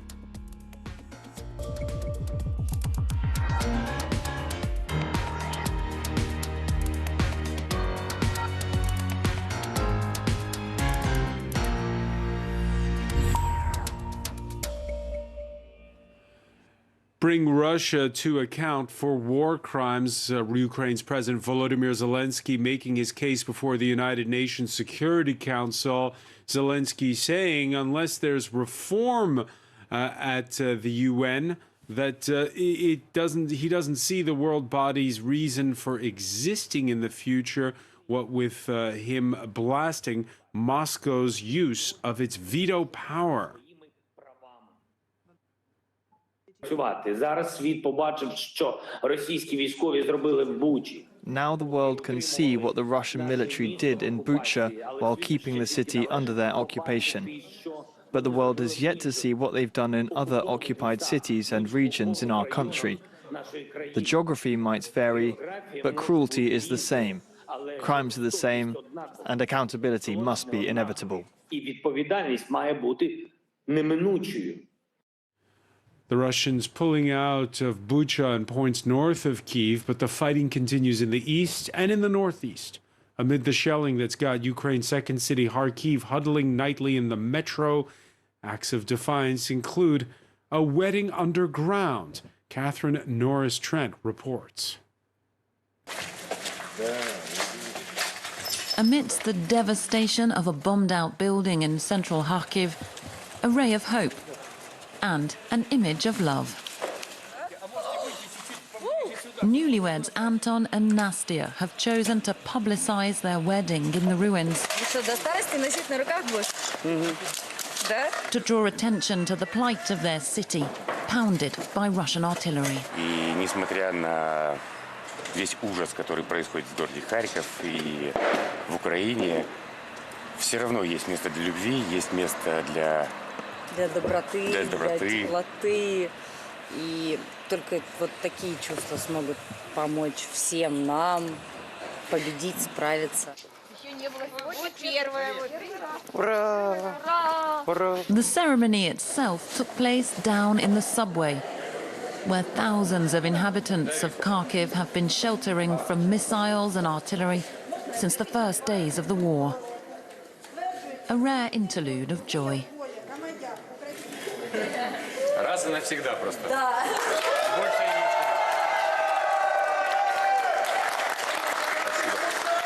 Спасибо.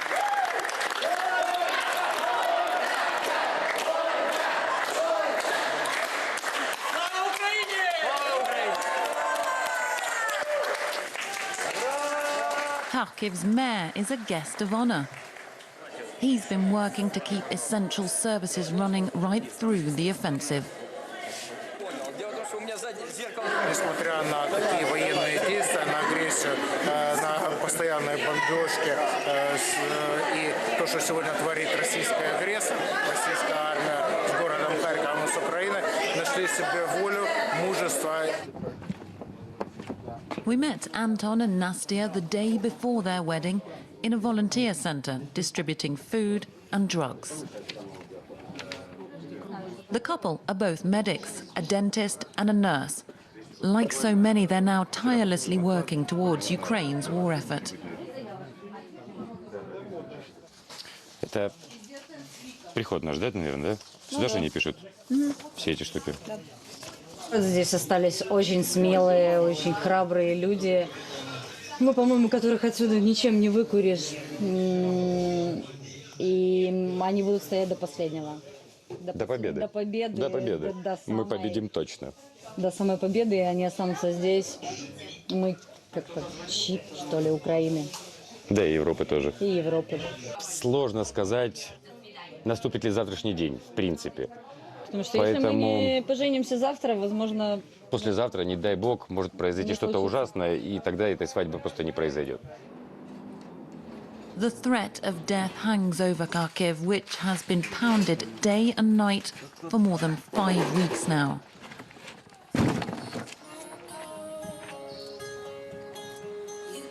Anton and Nastia won't be taking a honeymoon anytime soon, vowing to stay on here and resist, even as the prospect of a renewed Russian offensive looms just outside their city.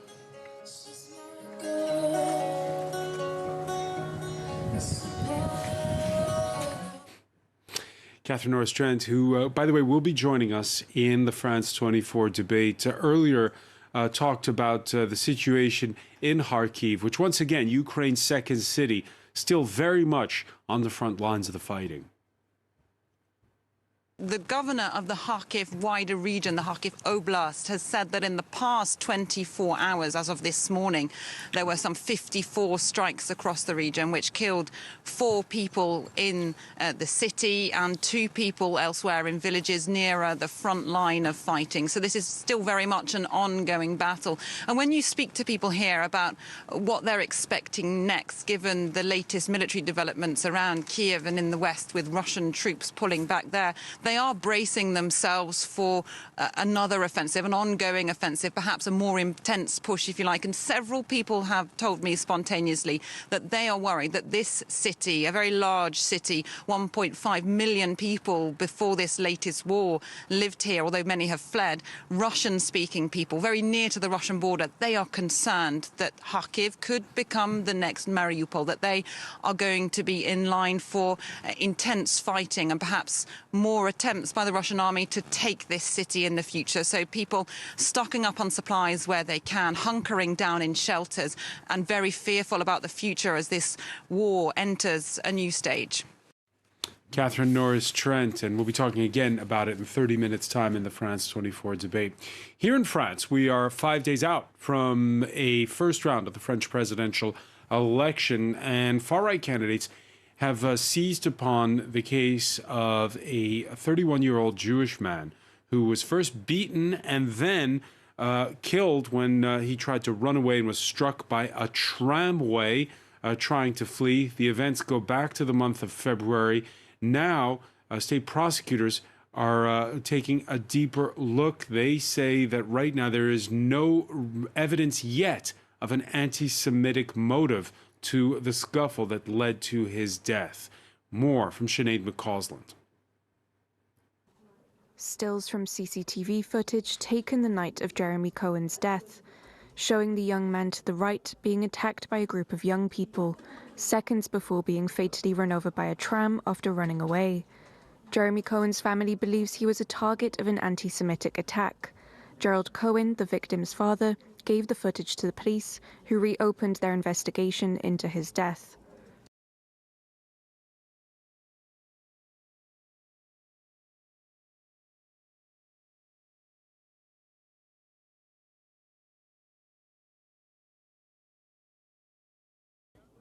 Jeremy's father saw the footage after calling on eyewitnesses to send videos from the night, not satisfied with the police's initial ruling that his son's death was a traffic accident. To make sure the case received public attention, Gerald contacted Jewish far-right politician Eric Zemmour. The presidential candidate quickly questions the police's initial ruling in a tweet, describing the attack as revolting and asking if Jeremy Cohen was targeted because he was Jewish. Following Zemmour's tweet, the possible anti-Semitic crime quickly became a part of the presidential campaign.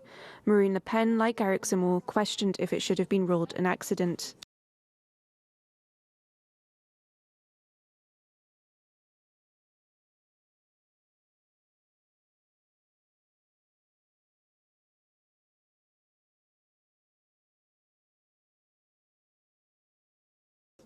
French President Emmanuel Macron has called for complete clarity over what happened. The Minister of Justice will keep Jeremy Cohen's parents personally informed of the case. She's part of France 24's election team coverage come Sunday. Angela Diffley joins us now. Angela, it's been quite a muted campaign so far. There hasn't been a huge amount of interest. This issue suddenly is taking center stage. Why? Well, partly because the family, as Sinead said there in her report, approached Éric Zemmour, the far-right nationalist candidate who happens to be Jewish as well, to push this into the news in the hope that it would galvanise the police because they were dissatisfied with police action until now. He has done that. The video went viral. It's a very difficult video to watch. And he has put this back in the centre of the campaign. Very early on in the campaign, he talked a lot about crime, lawlessness, insecurity, particularly in some of these suburbs on the outskirts of Paris, very low-income suburbs. He firmly links it to immigration and problems associated with immigration as well. So he is putting this back on the agenda after quite a muted period in the campaign where everything has been eclipsed by Ukraine and before that COVID. Back in autumn, crime, lawlessness was in the middle of the campaign, front and centre, largely put there by Éric Zemmour, and it seemed to resonate. So we will see whether it does again. It's worth saying that a lot of people have said, oh, politicians are instrumentalising this issue, because there is a very famous precedent where in 2002, on the final day of campaigning, newsreels showed an elderly man being beaten up and left for dead. And it was just before the vote on the Sunday. This went out on the news on the Friday, and it was at the forefront of people's minds. And many people feel that pushed up the far-right vote back then. However, we don't talk about things being instrumentalised when we say, is Ukraine being instrumentalised in the election campaign? Is COVID being instrumentalised? So I think everything is politics at this stage in an election campaign. Yeah, you mentioned Éric Zemmour, who's faded to fourth in the polls. I mean, again, 5 days to go.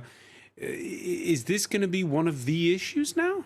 He will certainly try to make it one of the issues now. It's somewhere where Macron is not strong. 68% of people polled said that Emmanuel Macron had a bad record on lawlessness, crime, insecurity. So Macron is among the people who have been saying today, let's be careful, let's not instrumentalise this very tragic crime. Le Pen and Zemmour both have an interest in putting insecurity, crime, lawlessness right back in the front of the campaign, and they will do their utmost to do so. They also talk very much, they repeat what the police say very frequently, that when people are arrested for crimes, the sentencing is not tough enough. And both Le Pen and Zemmour have said, if I get into power, I will make sure that sentences are tougher. They say that judges are ideological in France, that they are left-leaning and do not give tough enough sentences. They also say, and will be saying for the next few days in the campaign, the left in France is in denial about a major crime problem. We'll see how that resonates. We'll see where it takes the voters. All right, many thanks. Angela Diffley there. Again, full coverage of the French elections here on France 24 on Sunday. Sacking his brother wasn't enough. Sri Lanka's president losing his parliamentary majority. This as anti-government demonstrations went on for a fifth day. Sri Lanka, which is facing food and fuel shortages along with record inflation and blackouts. His former allies to President Gotabaya Rajapaksa are now urging him to resign. Peru's president in hot water. He's had to impose a curfew on the capital as he attempts to curb protests there. And those protests, yes, fueled by a sudden increase in gasoline and fertilizer prices resulting from sanctions imposed on Russia. James Vazina has that story. Faced with rising tensions, Pedro Castillo resorts to presidential powers. Ante los hechos de violencia. Due to the violent acts of certain groups blocking roads, the cabinet has agreed to declare a ban on the mobility of citizens in Lima on Tuesday, April the 5th, to protect the fundamental rights of all people. Demonstrators have been taking to the streets across Peru, at times clashing with police. while lorry and bus drivers have brought traffic to a halt, like here on the Pan-American Highway, where toll booths have been vandalised. The protests come amid soaring fuel prices, while the unrest has increased what were already high food prices. We have to work double, help each other financially. We have to do overtime, work all day. Sugar was 2.5 soles a week ago. Right now it's 6. Chicken was 12 soles 2 days ago. Now it's 16. In an attempt to appease protesters, the government has scrapped a tax on fuel and announced a 10% increase in the monthly minimum wage. Inflation in Peru hit a 26-year high back in March, and the protests are now another test for the recently elected President Pedro Castillo, who's already survived 2 impeachment attempts after just 8 months in office. Time now for business. We say hello to Kate Moody. Hi, Francois. Well, the EU is indeed ratcheting up sanctions. The plan's not finalized, but coal is on the list. Yeah, the EU moving to potentially ban imports of Russian coal. This is significant because it means the European Union is expanding sanctions into that crucial energy sector, despite its reliance on Russian imports. Ursula von der Leyen says the ban on coal imports would be worth around 4 billion euros per year. Now, around 19% of the EU's imported coal does come from Russia. That's a smaller percentage than the amount of oil and natural gas that it imports from there. Overall, Russia accounts for about a quarter of the bloc's overall energy imports. Some countries are more reliant on Russia than others. 96% of Lithuania's energy came from Russia in 2020, although it has said that it is now no longer using Russian gas. It's followed by Slovakia and Hungary at over 50% each. About a third of Germany's energy comes from Russia, while France is much less dependent with less than 10%. And that's partly why there is such division among the 27 member states as they contemplate this next round of sanctions. All would need to approve in order for the sanctions to be applied. The position of the French presidency is very clear. We stand ready to reinforce the sanctions. Oil and coal are a possibility, and then we need to discuss and to build unity among the 27 member states. There are discussions what can be done in the area of energy like coal and oil. There are discussions what further sanctions there could be on a trade side. But what I think it's important in this situation that we are coming forward with a strong and credible sanctions package in the views of atrocities which we are seeing what Russian army is committing in Ukraine. Now, coal no longer plays a vital role in the EU's energy mix. It is the most polluting energy source, and European nations have slowly been reducing their coal use. It's down by about 40% since 2015. Oil and natural gas still make up over half the EU's overall energy sources. Renewables are now more present than either nuclear or coal energy. Solid fossil fuels like coal power represent just over 10% of the bloc's energy needs. The next biggest suppliers of coal for the EU are the United States and Australia. Now, concretely, we know that coal is also less important to Russia's economy than other energy exports. Analysts suggest coal represents around 20 million euros in daily revenue compared to around 850 million from oil and gas. But the move to expand sanctions to the energy sector is symbolic. It brings the EU closer in line with the US, which banned purchases of Russian energy about a month ago. And if approved by those 27 member states, it would indicate a real shift in Brussels, despite that ongoing dependence on Russian energy. Well, meanwhile, in a sign that Western sanctions are beginning to bite in Moscow, Russia said today its state revenue from energy sales was $3.6 billion less than forecast for the month of March. That's 38% lower. That data from the finance ministry reflecting efforts by the US, UK, and to a lesser extent the EU to find alternative energy sources since the start of the war at the end of February. The finance ministry, though, says it does expect that revenue to jump in April as it reaps the benefits of high oil and gas prices. Let's check in on the day's trading action now. A mixed close for the major European indices saw the FTSE 100 rising about 0.75 percentage point in London. Losses in both Paris and Frankfurt there. The Paris CAC 40 down 1.25% as data showed economic activity in the Eurozone was slowing slightly in March. Wall Street's trending lower as well. The Nasdaq is down over 2% this hour. Deutsche Bank has become the first major bank to forecast a U.S. recession around the corner. It says that's because the U.S. Federal Reserve is getting more aggressive in fighting inflation. Well, Twitter shares are up around 4% after the platform confirmed that Elon Musk would join its board of directors. The CEO of Tesla and SpaceX announced on Monday that he now held a 9.2% stake in Twitter, making him the biggest single shareholder, with more than 4 times the holding of Twitter's founder, Jack Dorsey. Musk is an active Twitter user. He has more than 80 million followers, although he has recently questioned the platform's commitment to free speech. He said he would seek to make significant improvements to Twitter.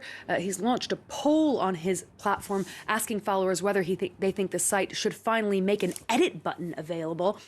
Twitter's CEO Parag Agrawal describing Musk as both a passionate believer and intense critic of the service, which he thinks will make it stronger in the long term. Analysts say Musk is seeking to further expand his influence.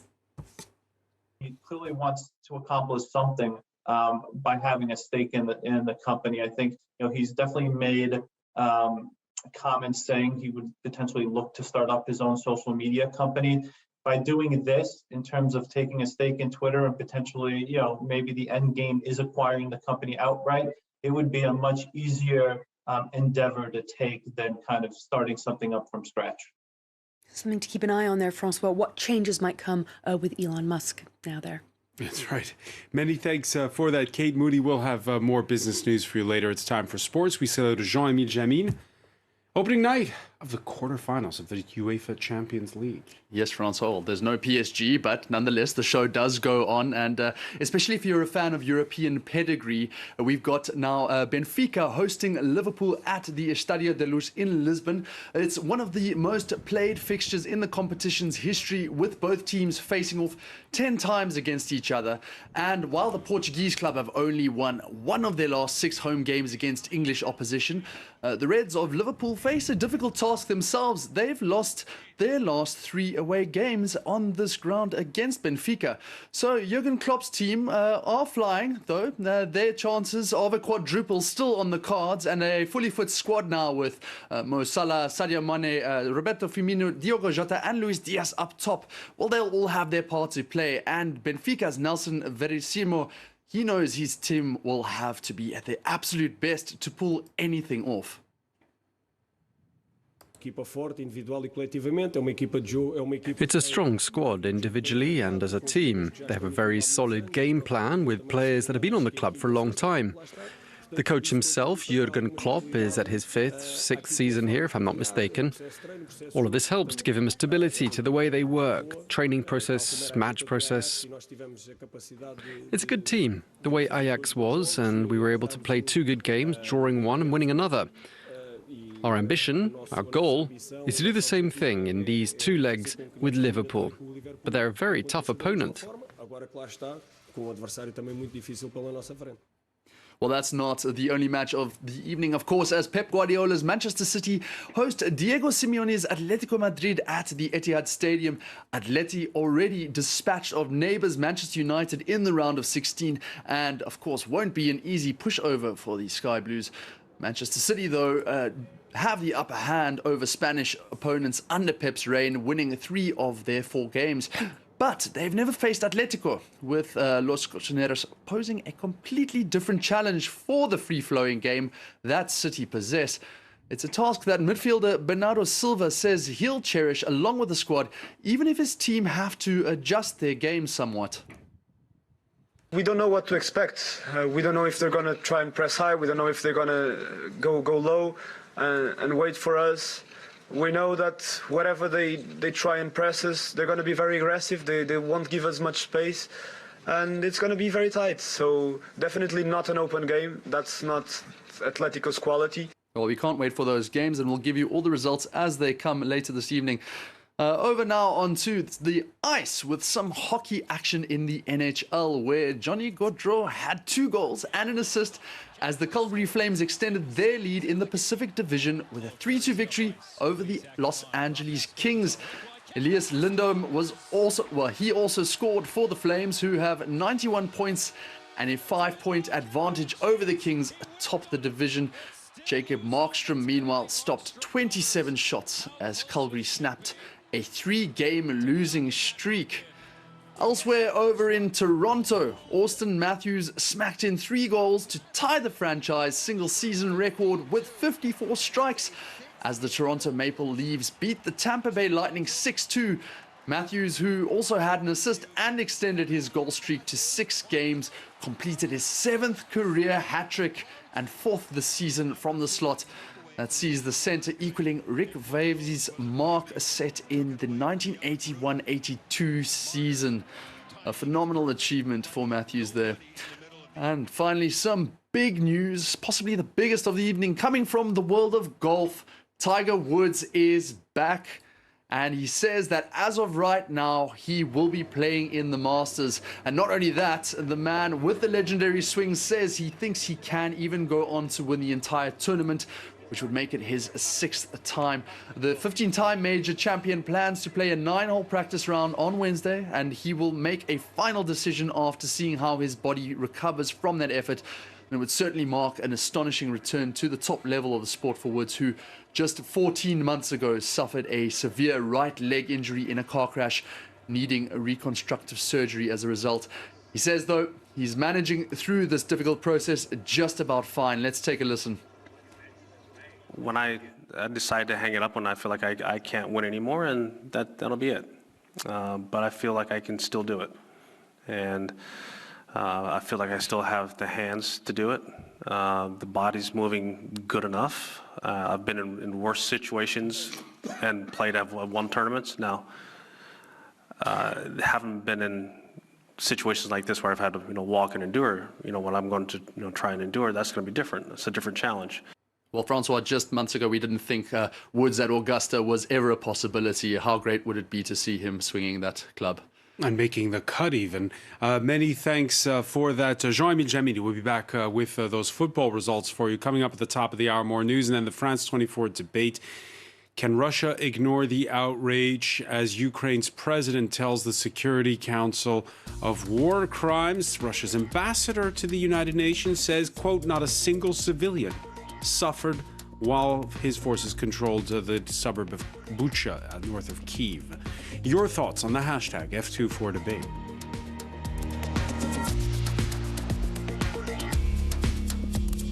Join us every day here on France 24 for the last stretch of the presidential race, the mother of all election, the presidential election. This is the time for the French to choose their president. We'll have all our special envoys on the campaign trail across the globe, the latest analysis, the best polls. Join us here on France 24. France 2022, the campaign on France 24 and France24.com.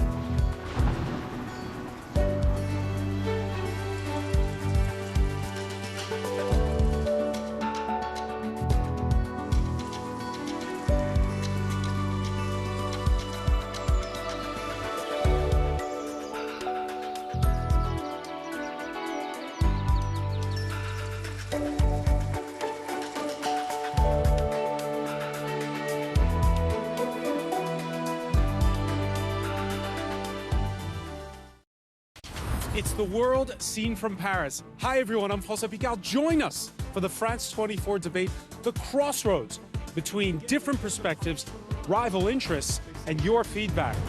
Only on France 24 and France24.com.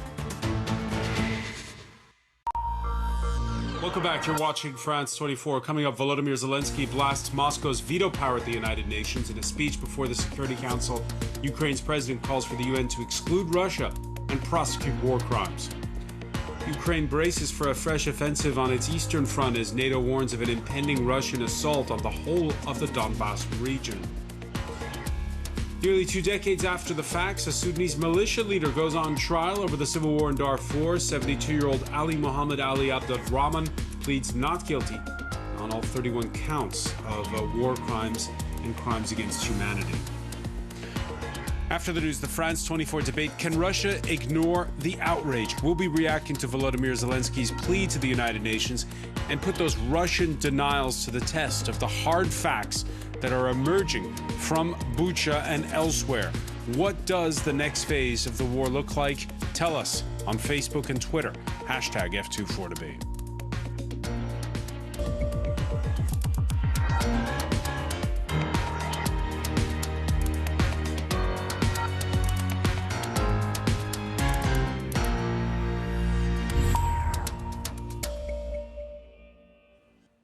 Bring Russia to justice for war crimes. Ukraine's president going further, addressing the UN Security Council. Volodymyr Zelensky calling on the world body to expel Moscow over what he branded the worst atrocities Europe has seen since World War II. Zelensky, who spoke by video link to the council, also saying that if the UN can't reform itself, it's always going to be subject to vetoes like the ones Russia are imposing right now at the Security Council. Well, earlier we spoke with correspondent Jessica Le Mazurier in New York. He described the veto as the right to die for Ukrainian people at the moment, and said that unless the council is reformed, it ought to be dissolved, because right now it is not fulfilling what it was set up to do and maintaining peace and security in the world, because Russia keeps using and abusing its veto to block any action in the council. Zelensky appeared really angry and frustrated at a lack of action. And then, as we heard from other ambassadors in the council, they also reflected to an extent this frustration. We heard competing rhetoric from Zelensky and Western powers competing with the Russian version of events as to what happened in Bucha. Zelensky aired a very graphic video of civilians killed in Ukraine, which even showed the corpses of children. It was just absolutely horrifying.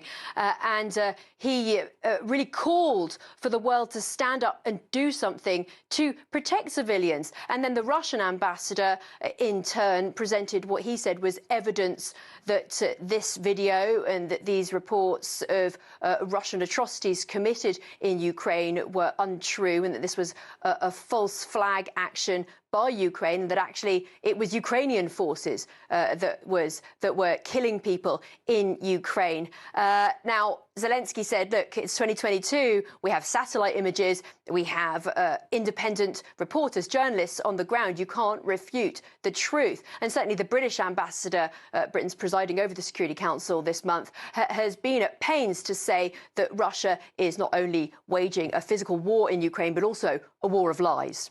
Jessica Le Mazurier. And after the Russian pullback from points north of Kyiv, Ukraine's army bracing for an offensive in the east. Sinead McCausland has more. Looking for a victory, Putin moves Russia's war east.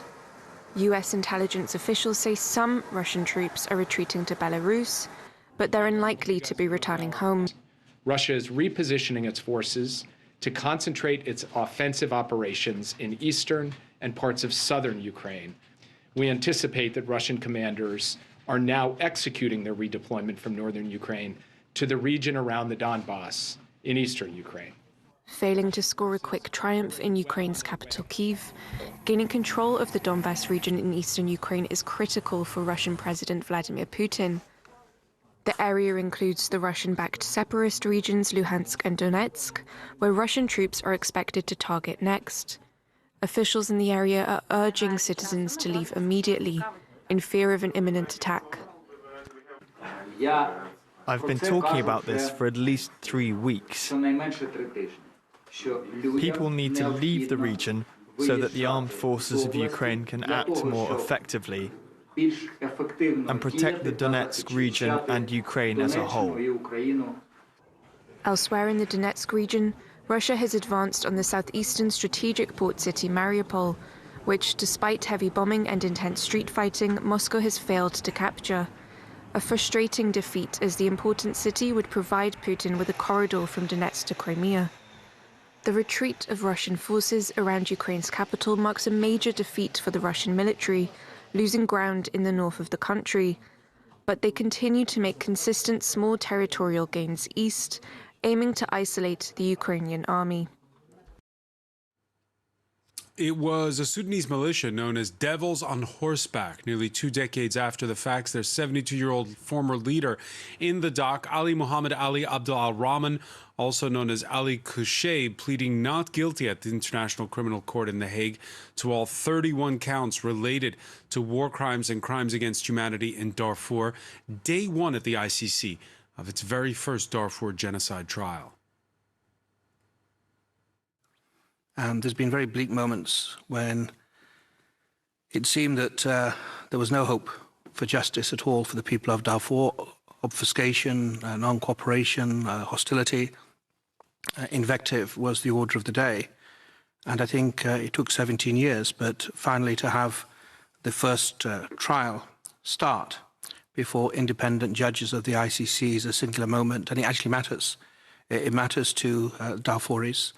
Because they do crave, they do yearn for accountability and justice.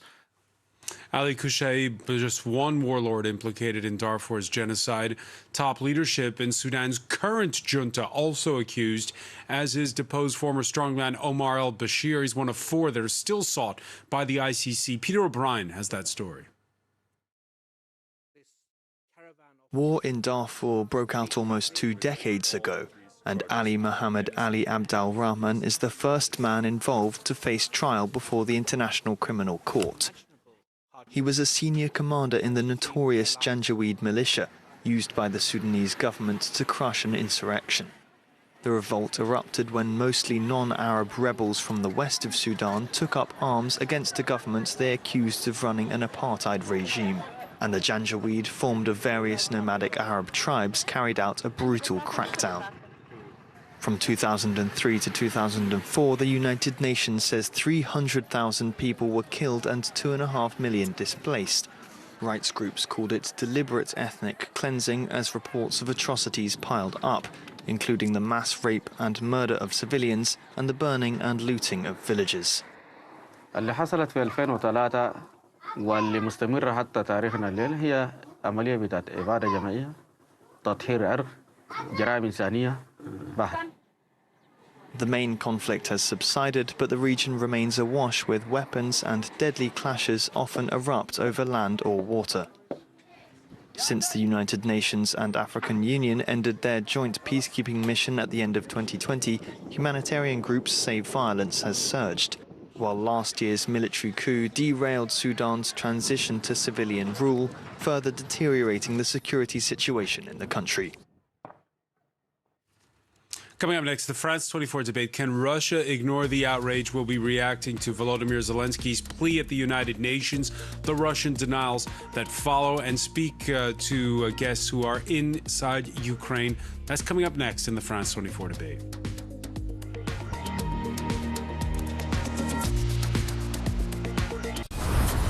War has once more reared its head in Europe, recalling the darkest hours of our history. Kiev is still about 30 kilometers away.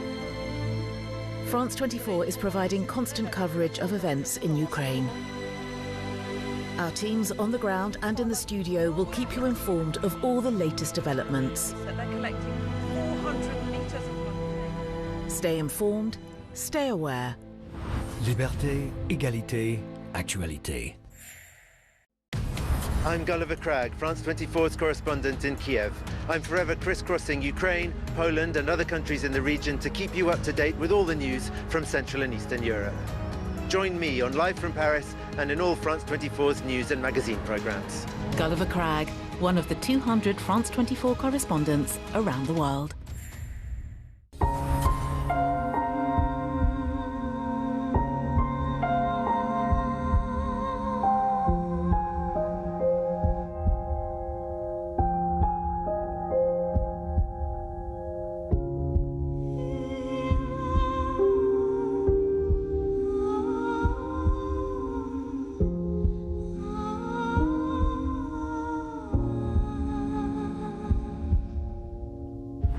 Liberté, égalité, actualité. Sri Lanka's civil war that ended in 2009 still marks the daily lives of the Tamil minority. They were the big losers in the conflict, and after all this time, many are still searching for those who disappeared. A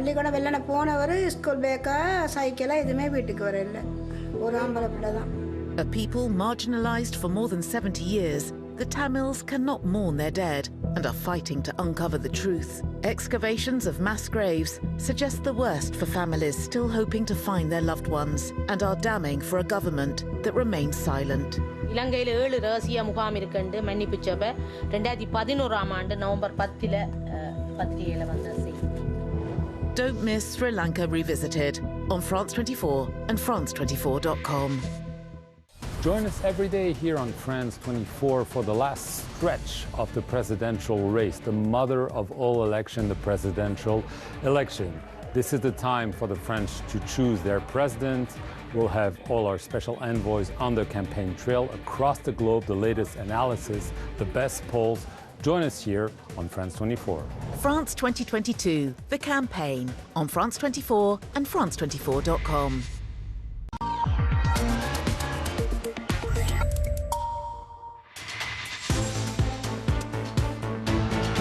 Can Russia ignore the outrage? Moscow so far has shrugged off hard evidence of summary executions in the liberated Kyiv suburb of Bucha, evidence which continues to mount. And as the West dials up sanctions and talks of arms shipments, as Ukraine's president makes his case to the UN Security Council, well, we'll gauge the mood in the room. Will blanket denials be enough to keep on board nations big and small who either by necessity or principle see it in their interest to give equal airtime to the Kremlin? On day 41 of Russia's invasion, what's Vladimir Putin's objective? To submit Ukraine or simply destroy it? With every passing day, Moscow still refuses relief to come into the besieged port city of Mariupol. What's the objective? We'll ask about the facts on the ground. Today in the France 24 debate, can Russia ignore that outrage? Joining us from Kyiv, she's the leader of the liberal Holos Party, Ukrainian member of parliament, Kira Rudik. Thank you for being with us. Thank you so much for having me. Good evening. From Ukraine's second city, Kharkiv, France 24 senior correspondent Catherine Norris-Trent. How are you? I'm all right, Francois. Thanks for having me. With us as well, sociologist Alexander Bikbov, associate fellow at Paris's School of Higher Learning in Social Studies, EHESS, as we say in French. Thank you for joining the conversation. Thank you for the invitation. The France 24 debate, where you can join the conversation. You have on Facebook and Twitter, hashtag F24debate. Before we talk about the United Nations and what the showdown that we witnessed there earlier, let's talk about what is happening on the ground. And after the weekend's grim revelations of Bucha, once the Russians had pulled out of there, not all the stories are grim. As the fighting continues in the east and northeast, there's also, with citizens in places like Kharkiv huddling every night in the metro, acts of defiance. Sometimes they include putting into practice the old adage, amor vincit omnia, love conquers all. Catherine, you filed this report. Amidst the devastation of a bombed-out building in central Kharkiv, a ray of hope and an image of love. Newlyweds Anton and Nastia have chosen to publicize their wedding in the ruins. to draw attention to the plight of their city, pounded by Russian artillery. И несмотря на весь ужас, который происходит в городе Харьков и в Украине, все равно есть место для любви, есть место для доброты, для теплоты. И только вот такие чувства смогут помочь всем нам победить, справиться. The ceremony itself took place down in the subway, where thousands of inhabitants of Kharkiv have been sheltering from missiles and artillery since the first days of the war. A rare interlude of joy. Раз и навсегда просто.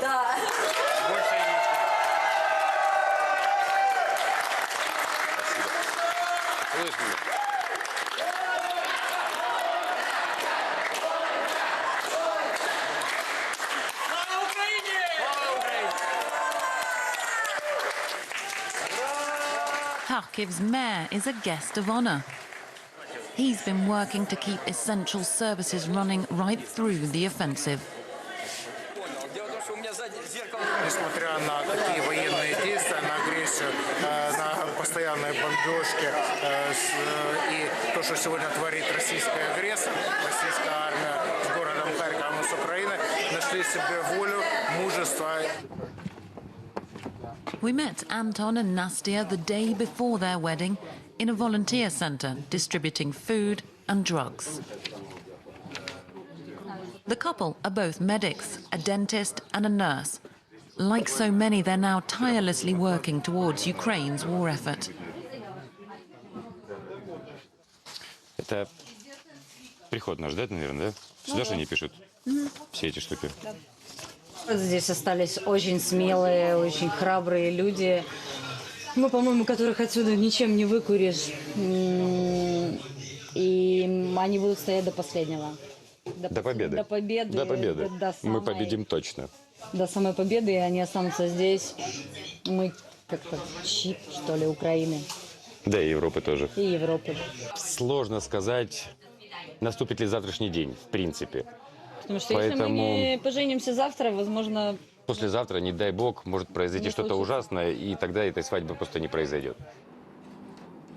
The threat of death hangs over Kharkiv, which has been pounded day and night for more than 5 weeks now.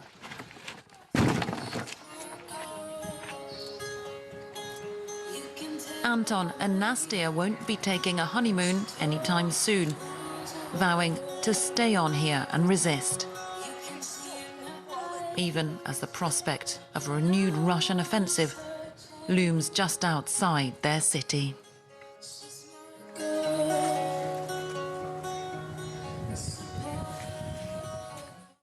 So, Catherine Norris-Trent, as you say in that report, no honeymoon anytime soon. No, that's right. I mean, life has been disrupted for everyone here in Kharkiv. Normal life, as they knew it before, has been put on hold, as it has for many people around Ukraine. So you've still got thousands of people sleeping every night underground in bomb shelters or in the metro. There are strikes here, loud explosions throughout the day and the night. And it's really striking. You know, some people are coming back out onto the streets, of course, taking risks when they do so, because you never know where the next bomb is going to land. But, you know, there are a few coffee shops opening up, a few more cars on the streets. People now, you know, more than 40 days into this conflict are learning to live with it and try and get on as best they can. And there's a huge amount of solidarity of people volunteering, as I've seen elsewhere across Ukraine, and we've seen throughout the weeks of this conflict. Interestingly, though, you know, there is this spirit of resistance which was embodied there by the couple we met, Anton and Nastia. But they're also saying they're getting tired and they're running out of resources, and they don't know how long they can keep up this effort. So people are really hoping that this is going to end soon. But I have to say, here in Kharkiv, most people are resigned to this setting in for the long haul, and there's a great deal of fatigue and worry about what is coming their way next. Yeah, Kira Rudik, we heard that couple in the report saying that their spirits are high, they're certain of victory. events over the weekend with those liberated cities north of the capital, including Bucha, where we've been able to graphically now see the horror. How much has that dashed those spirits? We do understand that in all the liberated cities we will find the similar picture. We do not have illusions that Russian soldiers in the east will be acting differently than they were acting at the outskirts of the Kiev. And honestly, we have known this for years when we were fighting Russia on our eastern borders. We knew that they are barbarians. We knew that he is a tyrant, and we were telling the world that. So we know that there will be more horrific crimes that we will discover when we free Mariupol, when we free occupied cities that are in the east of our country. We know that. We understand that. And what will remain in your mind when you think back to Monday we saw those images of Ukraine's president going to Bucha. What will remain in your mind from that day? Probably the most graphic picture is after we have seen the mass grave of 300 people. We went to talk to the people who survived, and one of them showed me the house of their relatives that burned down with all inhabitants inside. So the house was down, but the fence was still standing. And there was this sign written by hand, put into a plastic file and taped very accurately on the fence. It was saying, "We are peaceful people," hoping that Russians will reconsider and will not be killing everybody inside. And it didn't happen. But they were indeed peaceful people. What did those witnesses tell you? Did the killing take place when they came in or when they pulled out? They said it was killing during the all stages. At the very beginning, they were looking for the resistance and for the men who will be opposing them. Then they were taking women and were raping them, and obviously men were trying to protect them. So they were killing both men and women. And then in the end, when they were retreating, they were killing people just to send a message. What they said was, "You are dirt, and we are cleaning this land from the dirt." Sounds very Nazi, right? But this is what is happening. And my question is, for how long it will happen? This is a question about spirit. This is a question about what we will find in those occupied cities. It's a question of for how long would the war be going? And the answer to that is rather not only in Ukrainians' hands, but in the world's hands. And after we have seen those pictures from Bucha, after the whole world witnessed what happened there, it's up to every single world leader to reconsider what they had in mind before, to reconsider their ideas of not sending weapons to Ukraine, to reconsider the idea to buy Russian gas and oil. Because right now it's everybody's responsibility what's going on. We are showing you what they're committing on our land.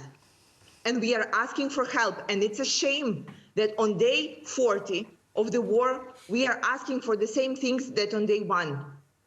And we are not asking for NATO troops to come here and fight for us. We are saying, give us the weaponry and we will fight for ourselves. But this does not happen too. And every single day we are saying that every dollar that is coming to Russia is being spent on Russian soldiers to kill us, to rape our women and to kill our children. So many world leaders are looking down and saying, yeah, well, there are two sides of the story. I can tell you there are none. There is no two sides of the story. You have seen the bodies. You have seen the destruction. You have seen that this cannot be happening in 21st century in the middle of Europe. It cannot. Well, that brings us to what we saw earlier at the UN Security Council. Speaking by video link, Ukraine's president addressing the council and serving up a stark wake-up call. Або усунути You could do two things. Either remove Russia as an aggressor and a source of war, so it cannot block decisions about its own aggression, its own war. Or, if there's no alternative, then the other option is for the Security Council to dissolve itself altogether. Well, joining our panel is Yves Dutriot, professor of geopolitics at Paris-Dauphine University. A diplomat in a previous life, your postings included France's mission to the United Nations. Thanks for joining us here in the France 24 debate. That speech, Volodymyr Zelensky, at several times, telling the United Nations, look, you either have to reform this institution in some way or cease to exist, because Russia's just going to keep vetoing. Your reaction to Zelensky's speech this Tuesday? The idea of reforming the Security Council is not a new one. We, France, and some others, were in favor of an expansion of the number of the Security Council members. And regarding the veto issue, because Zelensky obviously is referring to the Russian veto, we said nearly 10 years ago that permanent Security Council member should refrain from using the veto when there is a humanitarian catastrophe. And it's clearly a humanitarian catastrophe that the Russians, ironically, are provoking. So they should not use a veto in that case. But we have the support of nearly 120 countries, member states of the UN. But it's not enough, because to change the UN Charter, you need the consent of the 5 permanent members. But what we ask for, refrain from the veto, didn't mean a change of the Charter, but just a political commitment by the P5, permanent 5. And even that, neither the Russians nor the Chinese, and even not the US, would agree upon. We have to come back to the origin of the veto. It's an invention of President Roosevelt during the Second World War, where, considering the UN Charter, he said the League of the Nations before World War II has been inefficient. We need to have a stronger, limited number of countries who are able to work by consensus in order to fight against any war and to set up peace. But 2 years after the setting of the UN, began the Cold War. So that was the end of the consensus that Roosevelt was trying to set up with Stalin at that time. I want to turn to you, Alexander Bikbov, now, and get your reaction to what we heard there from Kira Rudik, who'd been to Bucha the day before. And the way they described this effort to dehumanize Ukrainians on the part of the Russian soldiers that were there. As someone who studies civil society in Russia, what's your reaction to that? I would say that this is an implementation of the propaganda scheme which was elaborated by the governmental agencies already in 2010, 2011, and which is spread over several types of events, including street rallies, including war events, including civil society activities. And just to make a step aside from this tragedy and to illustrate the idea, I would like to give an example of the reactions by the police during the street rallies, the civil protest in Russia in 2011-2012. I was interviewing several policemen informally because it was not possible to register the interviews, and I discovered to my surprise that in whole activities of protest manifestants of civil society, which was out in the streets, the policemen didn't believe they were manifestations. For the policeman who was keeping the order at that moment, just in front of the civil protestants, the rallies didn't exist. So the question is, what exists if it was not a rally? The policemen were instructed by the officials, by the superiors, that they were paid activities. Activists. Yes, actors, or maybe a more complex scheme in any way. It was a paid activity which was provoked by the CIA, perhaps. Oh, by the Western societies in general, and everything which was happening didn't relate to the core of the claims the people were bringing in the street. So I would say that we observe today in the Kremlin propaganda the same model, which is reproduced, just simply reversed to the other reality. The war doesn't exist. It is not the war. So the consequences is that the atrocities of the war couldn't be controlled by the Kremlin just because of the denial, of the complete denial of the events. Maidan was made by the West and or neo-Nazi. For certain. Maidan revolution. Moscow, which continues to call it a special military operation. To George Orwell's line, black is white, white is black. The Russian Foreign Ministry insisting Bucha was a false flag operation, that there is no evidence of Russians killing civilians. A line defended this Tuesday at the Security Council.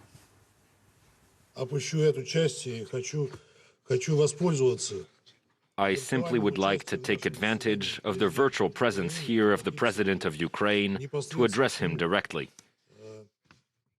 We place on your conscience the ungrounded accusations against the Russian military, which are not confirmed by any eyewitnesses. However, images taken from space say otherwise. Colorado-based satellite company Maxar Technologies showing stills from March the 19th. They include close-ups in the streets of Bucha of what appear to be bodies. This is on Yablonska Street. Russian forces didn't pull out of Bucha until around March the 30th. And those satellite images, which the New York Times, Kira Rudik, was able to couple with pictures from street level, clearly prove that those bodies had been in the street quite a while. And yet, Russia's line remains the same at the Security Council. How do you counter that? So, look, we know that Russia would do something like that. This is why when we went to Bucha, we made sure that we take all the international journalists from the most respectable medias, from the most respectable channels will go there with us. We have been at war with Russia for 8 years. We know their tips and tricks, and we know like the book that they are going. By the way, that is the same book that Hitler was using. So it's not news to us how they would act. They would never admit to anything. They would always say that it is not us. And you know why they can do it? Because the whole Western world for 8 years was allowing them to. For 8 years, they were saying, it is not us fighting Ukraine on the east. It's not our army. There were definite proofs of having their regular army and militaries there. And they were saying, it is not us. And they were still continuing being on the UN Security Council, being in all the international organizations, and everybody was closing their eyes on them. So they will continue doing it their way. And we know that. And this is why we are trying to open everybody's eyes on that. They took over Crimea with the so-called referendum. And it was obvious for everybody, but there was no action taken. Absolutely no action. And so for these 8 years, he was given all the mercy and all the forgiveness of the world. Everybody was shaking his hand. Everybody was dealing with Russia. Everybody was buying their gas and oil. And right now, he was able to collect enough money to afford the war. And he is affording it, and he is moving forward with his propaganda, with his Hitler's propaganda list on the book, with what he is doing right now. So what we need to have, and I want to add to the story about the United Nations. My question to United Nations is, nations united with whom? So everybody are talking about the processes, the rules that they have. Putin is laughing at the rules. The tyrants are laughing at the rules. And the Western world is still trying to stick to the illusion that the life could be as it was before. It cannot. Life has changed, and it will be changing faster and faster. And if we will be sticking to how it was before, we will just be losing to the tyrants like Putin, to the tyrants like others that exist. All right, let me bring in Yves Dutrieu on this and get your reaction. No, the question is, I want to finish. Go ahead. So the question is, the nations are united with whom? Are the nations in the United Nations are ready to shake Putin's hand? Are they ready to continue doing that? Because there is, right now, this choice is very simple. If they continue doing that, then they will be shaking the hands that are like this in Ukrainians' blood. Or nations will need to do something that is against the rules.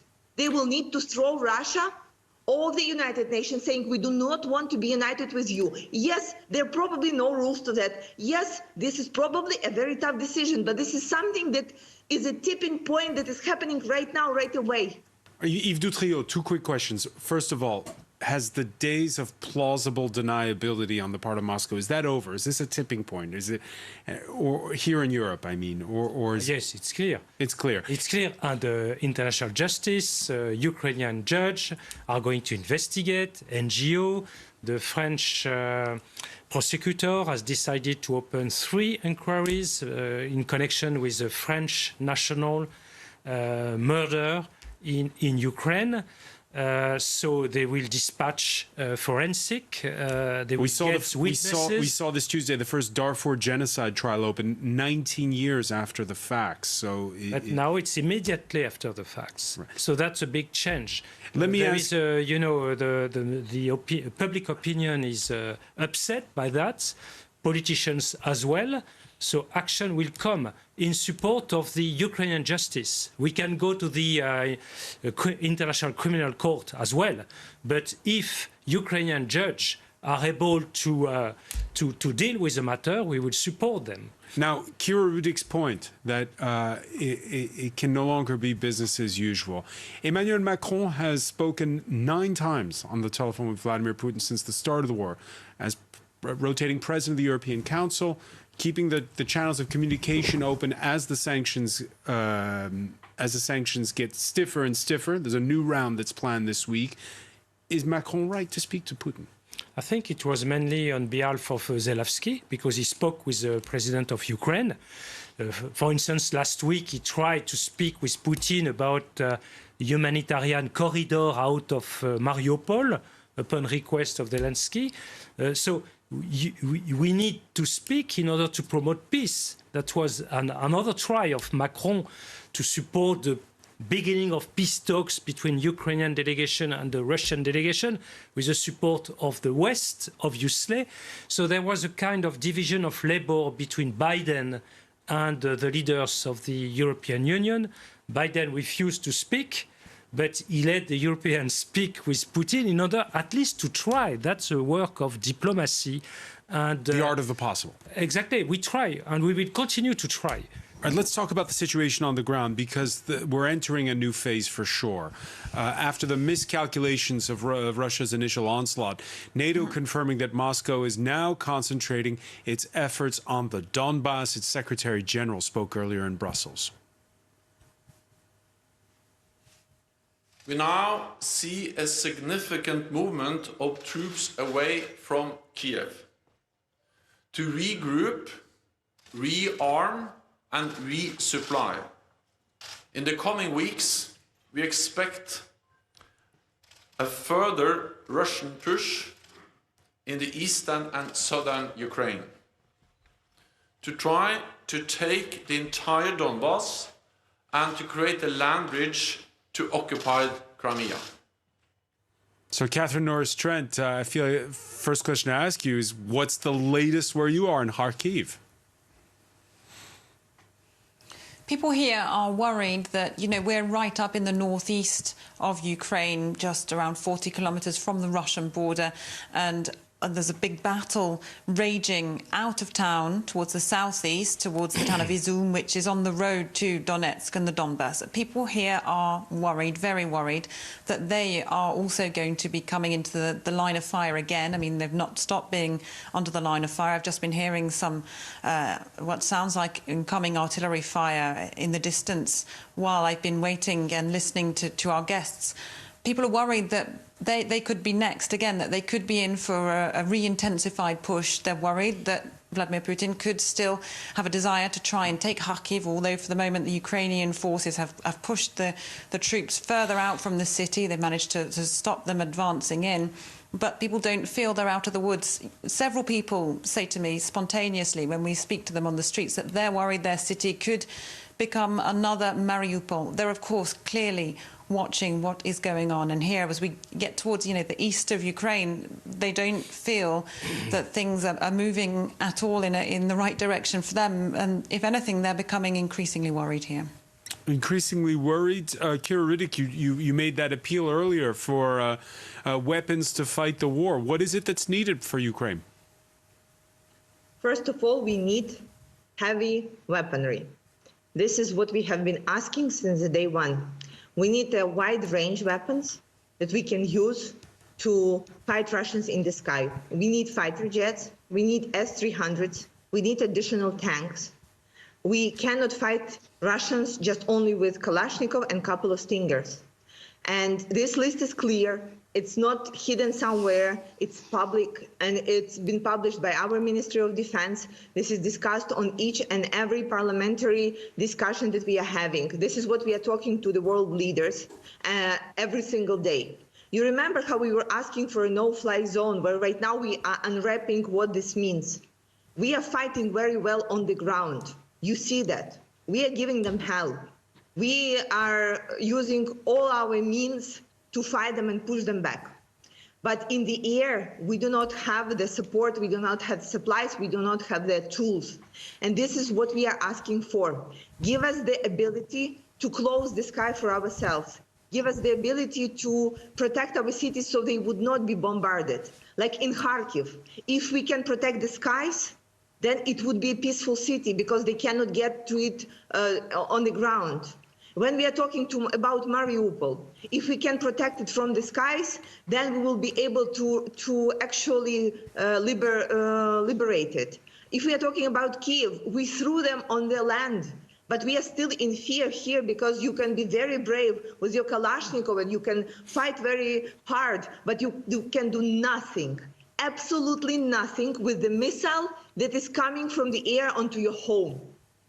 And this is what is scary. And this is what we need the help with. We say we will be, while the pilots will be in those planes, our people will be using those weapons. Just give us the weapons. Yves Dutrieu, let me bring you in on this. The German foreign minister this Tuesday giving the strongest signal yet that Germany is ready and willing to send more of heavier types of weaponry. It's something that Germany's been very reluctant to do in the past. I know that it's sometimes a difficult subject to broach because, well, NATO wants to play its cards close to its chest. Put the question to you this way then, is NATO doing all that it can at this point? There is a meeting of NATO, I think, in coming days. We have already decided to dispatch military weapons, lethal defense, military weapons to each member state of NATO, including France, even though on the French side we have been very discreet in order not to disseminate the information. But the ministers were very clear that military weapons are transferred to Ukraine. You have seen that NATO has reinforced its eastern flank, from Baltic states to Poland to Romania. The Secretary General of NATO referred to support to cyber war, support to Ukraine in order to counteract cyber war from Russia. So I think NATO is doing its best to support, but there is a kind of red line, if I may say so, and a member of the Rada referred to the no-fly zone and to the sending of plane. And here, perhaps it has been regarded by NATO as a red line. Hesitant to do that, but how about tanks? Because... How about tanks? Yes, I've seen that there are some hints that tanks could be provided to Soviet-made tanks could be provided to Ukraine. I've seen information from Washington, by the way. But the red line is that we don't wish to be co-belligerents. And we know that Russia is a nuclear power. So this is very serious. This first phase of the war, Alexander Bikbov, there's a lot of casualties on both sides. We've been reporting here on how that's been reported back in Russia so far, downplaying, of course, the Russian casualties. Can Russia keep going? And will people in Russia support the war no matter what? I'm talking, of course, outside of the big cities like Russia, like Moscow and St. Petersburg. For the moment, it is going on, and it has potential to continue. And it depends very much on the propaganda model, once again. And following the classic study by Paul Lazarsfeld, who studied how the propaganda works still in the 30s, there are three main instruments. This is the monopolization, the canalization, and the subsistence of the propaganda message. So the monopolization means cutting off all the oppositional voices. It's done, and it was the quite systematic work which was done in Russia in the previous year, when all the associations, non-governmental organizations, and oppositional media were tied down. Then canalization, this is not still the point which is touched, and this gives much hope because there is now an aesthetical mobilization of the type of the states in the 30s or 40s, like in Nazi state or in Stalin state. There is now an abandon of the current order of capitalism, of what the elites are acquainted to. And this is something which gives a hope that the fascist type of mobilization couldn't happen. And of course, the difference with the 1930s is everyone's got a cell phone, and even if they do subscribe to what's on Russian media outlets, and even if there are firewalls, does some of what the outside world is saying seep in? Sure. There is a circulation of information, and those who wish to be informed are informed.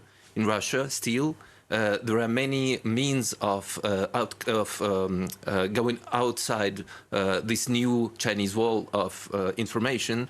And what is happening now, it's a constellation, a constitution of more polarized viewpoints. And what is happening is this third instrument of reinforcement of the propaganda message. We observe now how it percolates through the family communications. So now it's discussed in the family dinners. And this is something which is really important from the point of view of how the propaganda works. And Alexander, have you been privy to some of those intercepted telephone conversations between Russian soldiers and their family? This is also, it makes part of the information which doesn't reach official media for sure. And still there is an information about that. Once again, those who wish to be informed are informed. Catherine Norris-Trent, Ukraine, a former Soviet state, and you really feel it where you are in Kharkiv. It's a Russian-speaking city for the most part, and you've spoken to people who feel heartbroken about what's going on.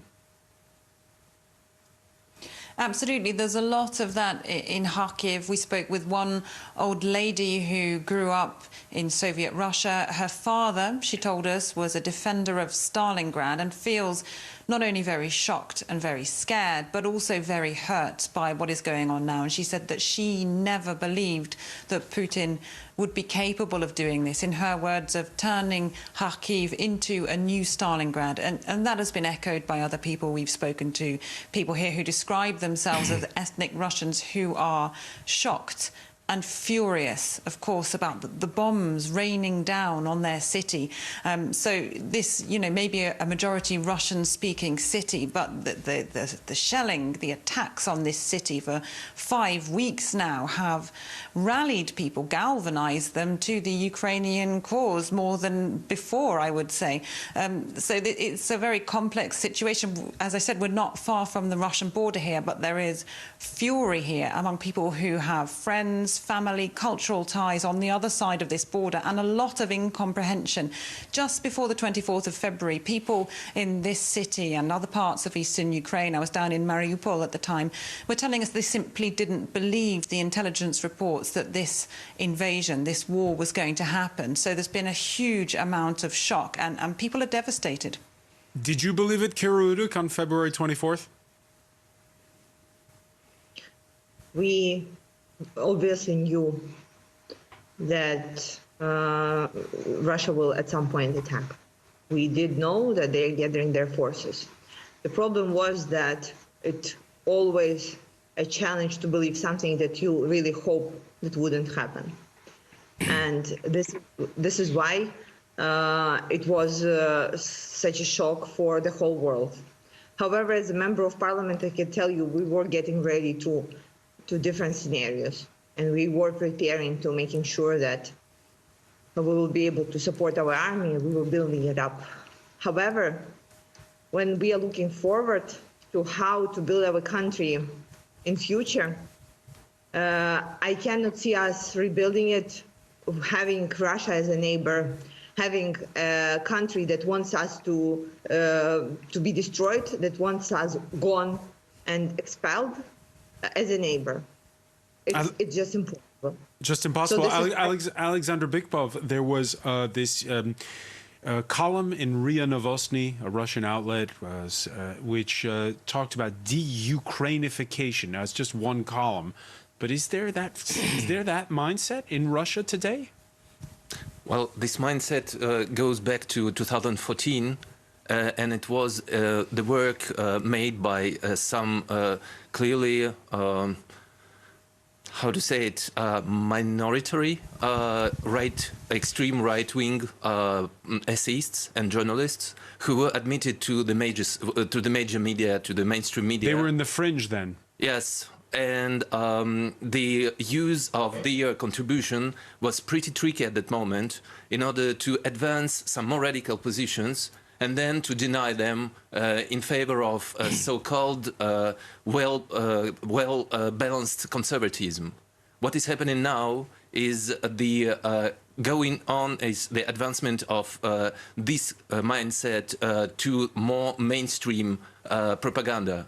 And that brings us, well, we got to say it, we're 5 days away from a French presidential election, and the far right is expected to do very well. There's even some polls that suggest that in a runoff, the incumbent Emmanuel Macron is within the margin of error with his lead over the far right's Marine Le Pen, the same Le Pen who got 2 loans from Russian banks to help bankroll her presidential run in 2017. She's condemning the Kremlin over its invasion of Ukraine. Still, she's against severing ties. Le Pen claims to be on the same page as her potential rival in the second round. Yves Dutriot, did you, Alexander Bikbov's term of these fringe far-right ideologues becoming well-balanced conservatism, is that what we just heard there from Marine Le Pen? We know that they tried to have a good relationship with Putin in the past. I have to tell you that now it's no longer possible to get financing from foreign non-European states for political parties. So I'm not sure that this event could have an effect on the outcome of the French election. It's true that the extreme right in France and even the extreme left, in one way, they had, at least in the past, some understanding about Russia, the fact that we, the West, we have humiliated Russia with the expansion of NATO and so on. Some of them consider that France should withdraw from NATO. So this... And is it the same as what Alexander describing? These ideas that were at the fringe are now becoming more mainstream in France as we look ahead to this presidential race? No, I don't think so. I don't think so. The problem is that at the second round, we will have, I suspect, I don't know, Macron and Le Pen, and then you could have people voting for Le Pen because they are against Macron. Doesn't mean that they are extreme right. That's, you know, we will have to assess very carefully the outcome of the second round. And the percentage that Mrs. Le Pen could get, you can be sure that part of them would vote for Le Pen because they are against Macron. Doesn't mean that they are pro-Le Pen. So it's, you know, French politics complicated. Keir Ruddick, we're out of time, but let me just ask you before we go, your look at your prism being so close to the front line where you are is, of course, different from where we're sitting here in an air-conditioned studio in Paris. What would you tell our viewers to look at in the days to come? After we showed the pictures of what's happening in Ukraine, it's not anymore what people can deny or close their eyes on. Every single politician, every single person, every single decision maker is either making its choice to help Ukraine and stop the atrocities, or it's making a choice to do nothing, which is basically allowing Russia to continue killing people, to continue creating horror, and to continue moving forward through the Europe. And it's on every single person to push their politicians to do the right thing. We are so grateful for all the support that we are getting from people all over the world, for humanitarian aid, for taking our refugees. And we need this final push to make Russia new North Korea, with no people shaking their hands, no dollars flowing to them, and no support given to them. They need to be pariahs as they are, so they can eat themselves inside the country, collapse, destroy themselves, and then just leave the world alone. All right, those will be the final words for now. Keir Ruddick, I want to thank you for joining us from Kyiv. Catherine Norris-Trent, your reporting from Kharkiv is on our website, france24.com. Thanks for joining us as well. I want to thank as well Alexander Bigbov and Yves Dutriot. Thank you for being with us here in the France 24 debate.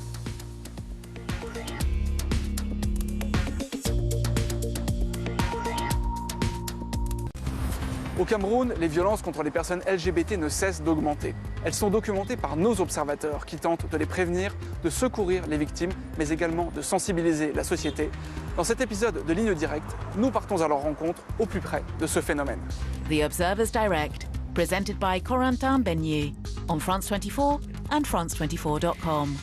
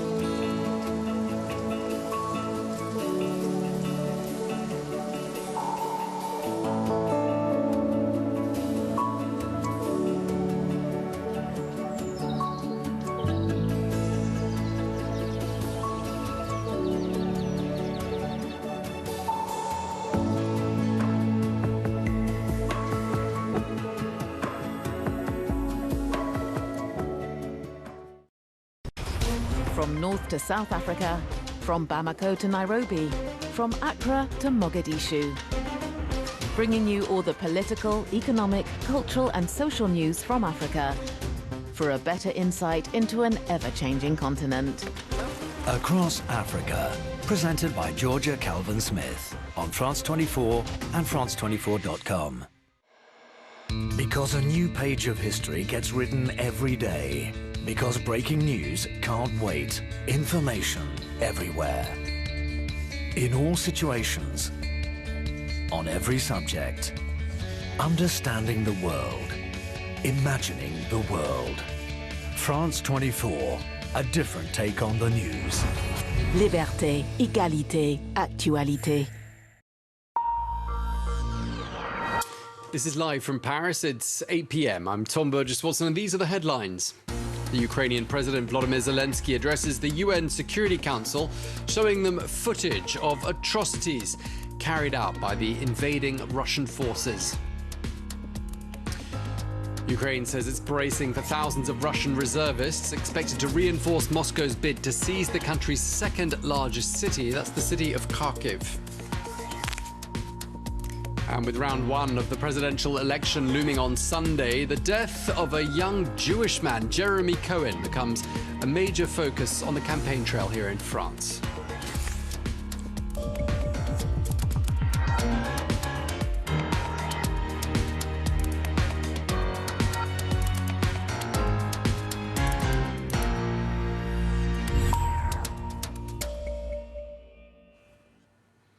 Good evening. The Ukrainian President Volodymyr Zelensky today gave an address to the UN Security Council via video link, during which he called for justice for those responsible for the massacre of civilians in the Ukrainian town of Bucha.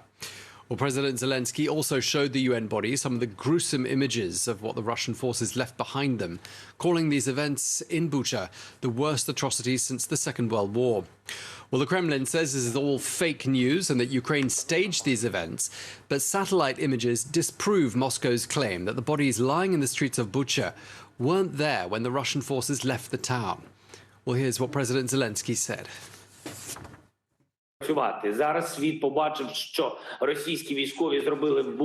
Now the world can see what the Russian military did in Bucha while keeping the city under their occupation. But the world has yet to see what they've done in other occupied cities and regions in our country. The geography might vary, but cruelty is the same. Crimes are the same, and accountability must be inevitable. The Ukrainian president speaking there, France 24's Jessica Lemazurier is at the UN headquarters in New York with the latest on today's address by the Ukrainian president. He described the veto as the right to die for Ukrainian people at the moment, and said that unless the council is reformed, it ought to be dissolved, because right now it is not fulfilling what it was set up to do in maintaining peace and security in the world, because Russia keeps using and abusing its veto to block any action in the council. Zelensky appeared really angry and frustrated at a lack of action. And then, as we heard from other ambassadors in the council, they also reflected to an extent this frustration. I was just listening to the Kenyan ambassador who looked back to the genocide in Rwanda, saying, you know, at the time, some council members even denied that that was what was happening in Rwanda. And so there are real questions being asked about how the UN is failing to do its job at the moment. And certainly Zelensky appeared to be extremely frustrated. We heard competing rhetoric from Zelensky and Western powers competing with the Russian version of events as to what happened in Bucha. Zelensky aired a very graphic video of civilians killed in Ukraine, which even showed the corpses of children. It was just absolutely horrifying. And he really called for the world to stand up and do something to protect civilians. And then the Russian ambassador, in turn, presented what he said was evidence that this video and that these reports of Russian atrocities committed in Ukraine were untrue, and that this was a false flag action by Ukraine, and that actually it was Ukrainian forces that were killing people in Ukraine. Now, Zelensky said, look, it's 2022, we have satellite images, we have independent reporters, journalists on the ground. You can't refute the truth. And certainly the British ambassador, Britain's presiding over the Security Council this month, has been at pains to say that Russia is not only waging a physical war in Ukraine, but also a war of lies. Jessica Le Masurier reporting there from New York. Well, the President of the European Commission, Ursula von der Leyen, has today proposed a fresh wave of sanctions targeting Russia. These will be the bloc's fifth set of sanctions since the Russian invasion of Ukraine began on the 24th of February. And it would include a ban on coal imports and also block Russian ships from entering European ports. Well, here's the European Commission President. First, we will impose an import ban on coal from Russia worth 4 billion euros per year. This will cut another important revenue source for Russia. Third, a ban on Russian vessels and Russian-operated vessels from accessing EU ports. Certain exemptions will cover essentials such as agriculture and food products, humanitarian aid, as well as energy. President Ursula von der Leyen speaking there. Well, more than 5 weeks after their invasion of Ukraine began, Russia has so far failed to score any quick wins. In fact, Ukrainian soldiers have reversed many of the gains in the areas surrounding the capital, Kyiv. But there are concerns that Russian troops are now regrouping with a view to concentrating their efforts on the east of the country. France 24's Sinead McCausland has this report. Looking for a victory, Putin moves Russia's war east. US intelligence officials say some Russian troops are retreating to Belarus, but they're unlikely to be returning home. Russia is repositioning its forces to concentrate its offensive operations in eastern and parts of southern Ukraine. We anticipate that Russian commanders are now executing their redeployment from northern Ukraine to the region around the Donbass in eastern Ukraine. Failing to score a quick triumph in Ukraine's capital, Kyiv, gaining control of the Donbass region in eastern Ukraine is critical for Russian President Vladimir Putin. The area includes the Russian-backed separatist regions Luhansk and Donetsk, where Russian troops are expected to target next. Officials in the area are urging citizens to leave immediately, in fear of an imminent attack. I've been talking about this for at least 3 weeks. People need to leave the region so that the armed forces of Ukraine can act more effectively and protect the Donetsk region and Ukraine as a whole. Elsewhere in the Donetsk region, Russia has advanced on the southeastern strategic port city Mariupol, which, despite heavy bombing and intense street fighting, Moscow has failed to capture. A frustrating defeat, as the important city would provide Putin with a corridor from Donetsk to Crimea. The retreat of Russian forces around Ukraine's capital marks a major defeat for the Russian military, losing ground in the north of the country. But they continue to make consistent small territorial gains east, aiming to isolate the Ukrainian army. In other world news, a man accused of leading the feared militia group in Sudan has today pleaded not guilty to dozens of war crimes. This at the start of the International Criminal Court's first trial over the Darfur conflict. Well, Ali Mohammed Ali Abd al-Rahman is charged with overseeing thousands of pro-government fighters in a group called the Janjaweed during the peak of the fighting from 2003 to 2004. Well, the group was responsible for countless atrocities, including murder, rape and torture. Well, 72-year-old Abd al-Rahman surrendered to the Hague-based court 2 years ago. Well, the prosecutor, Karim Khan, warned the judges at the ICC that they'd be hearing plenty of chilling testimony during the trial. And there's been very bleak moments when it seemed that there was no hope for justice at all for the people of Darfur. Obfuscation, non-cooperation, hostility, invective was the order of the day. And I think it took 17 years, but finally to have the first trial start before independent judges of the ICC is a singular moment, and it actually matters. It matters to Darfuris because they do crave, they do yearn for accountability and justice. OK, well, let's get some more analysis. Our international affairs editor, Philip Tull, is here. Philip, why is it taking so long, nearly 20 years, for this trial to begin? Well, the main reason for this, Tom, is because Sudan has failed to cooperate with the International Criminal Court during all that time. And remember that the country was under the iron grip of its former president, Omar al-Bashir, who ruled between 1989 and 2019.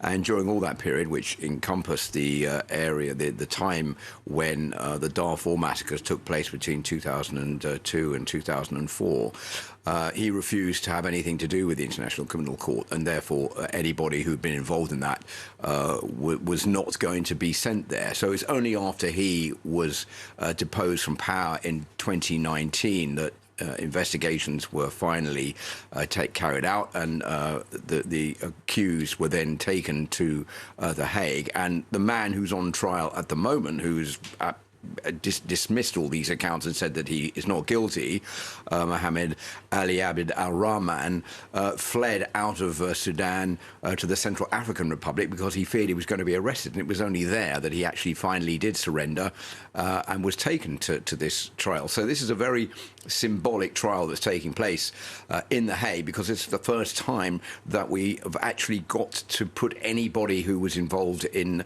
the massacres in Darfur on trial to answer for their actions. And as you were saying, he's the former head of the Janjaweed militia. He's now 72 years old, but he's accused of all sorts of terrible exactions, including genocide and rape and murder and shooting innocent civilians dead. He's denied all of those charges, saying, well, look, I was just a simple owner of a pharmacy at the time and was a reservist in the police force. But there are many witness accounts which say the contrary. The big question here is how far this is going to go. How far is this going to lead to finding out who is responsible, because he is just small fry, basically, compared to the people who were behind all of this. And what the prosecutors want to do here is to try to point the finger at the person who gave the order to carry out these massacres. The Janjaweed were orchestrated. They were doing the dirty work for the Sudanese government. And what they want to get out of this trial is for someone to point the finger at Omar al-Bashir himself, who was the president of Sudan, and finding out whether it was actually he who said, you have to go in there and kill all these rebels who are trying to launch attacks against us and against the government. So you're saying that the former president, Omar al-Bashir, did have perhaps some role in all of this? Yeah, and the big problem is that he is in prison in Khartoum, and it looks pretty unlikely that he's going to go to the International Criminal Court in The Hague. And there are a couple of other people who the ICC would like to get their hands on. One of them is the Deputy Sudanese Interior Minister. He's still on the run. His name is Ahmed Harvan, and I'll give you a quote that's been said about him when these massacres were taking place. He said, "Don't leave a single human or a single tree, burn everything." He's still on the run, so for the moment, no sign of him turning up in the International Criminal Court in The Hague. But this is, I think, for, as we were just hearing, a very big step for the people of Darfur to get some kind of justice over these massacres that took place of all these people. The figures are quite horrifying. 300,000 people dead and 2.5 million people displaced. So at last, it's taken 18 years, but there is some kind of justice on the way. OK, well, thank you very much indeed for that. Our International Affairs Editor, Philip Tull. Thank you. Up next, that is France 2022, the campaign, our daily show, presented by Mark Perlman.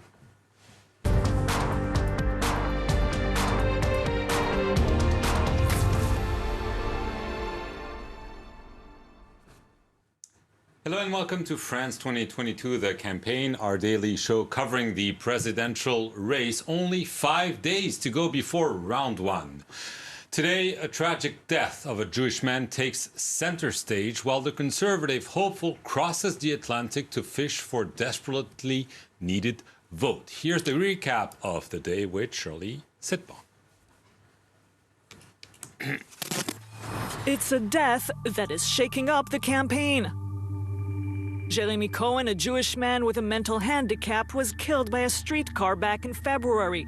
His death is making headlines because a video shows he was hit as he escaped a group of men who had attacked him. But police shut their probe, and it was the victim's family who had to find the evidence to reopen it. It's a tweet from Éric Zemmour that propelled the case to the headlines. Why has no media, no politician, no member of the government mentioned the death of Jeremy Cohen, who was beaten up by thugs, wrote the candidate. Marine Le Pen followed suit. Est-ce qu'on n'a pas, en réalité, travesti cet acte affreux qui a consisté à frapper, à molester un jeune juif handicapé parce qu'on ne voulait pas parler de cela au moment de la campagne présidentielle? President Emmanuel Macron accused some on the far right of manipulating the facts to denounce a lack of security. Les drames humains, il y en a chaque jour, ne doivent pas donner lieu à des manipulations politiques, quelles qu'elles soient. Voilà. Il faut un travail de la justice et de la police. The fact the attack may have been anti-Semitic makes the case even more sensitive. Je pense que c'est l'enquête qui doit le faire. Ça serait absolument abominable parce qu'on sait qu'a priori ce jeune homme portait régulièrement la kippa. Fabien Roussel, Jean-Luc Mélenchon, Anne Hidalgo have called for a thorough investigation, stressing the growing problem of anti-Semitism. Valérie Pécresse tweeting there should be zero tolerance for what she calls barbarians. In Guadeloupe, Pécresse asked voters a key question. Alors, une femme présidente, ça vous dirait? Ah, super! Une femme présidente. Ce serait bien, ça. Ça s'est jamais fait en France. Pas n'importe quel blond. Pas Marine Le Pen, hein. Faut pas se tromper de blonde, hein. Faut pas se tromper, hein. A last-ditch effort to pull as many people as possible to voting stations. La vie chère, eh bien, on va s'en occuper avec un panier de produits, de 600 produits, qui sera bloqué pour permettre que là où on a le plus de difficultés, eh bien, ce soit pas là qu'on ait les prix les plus chers à payer. Ça va?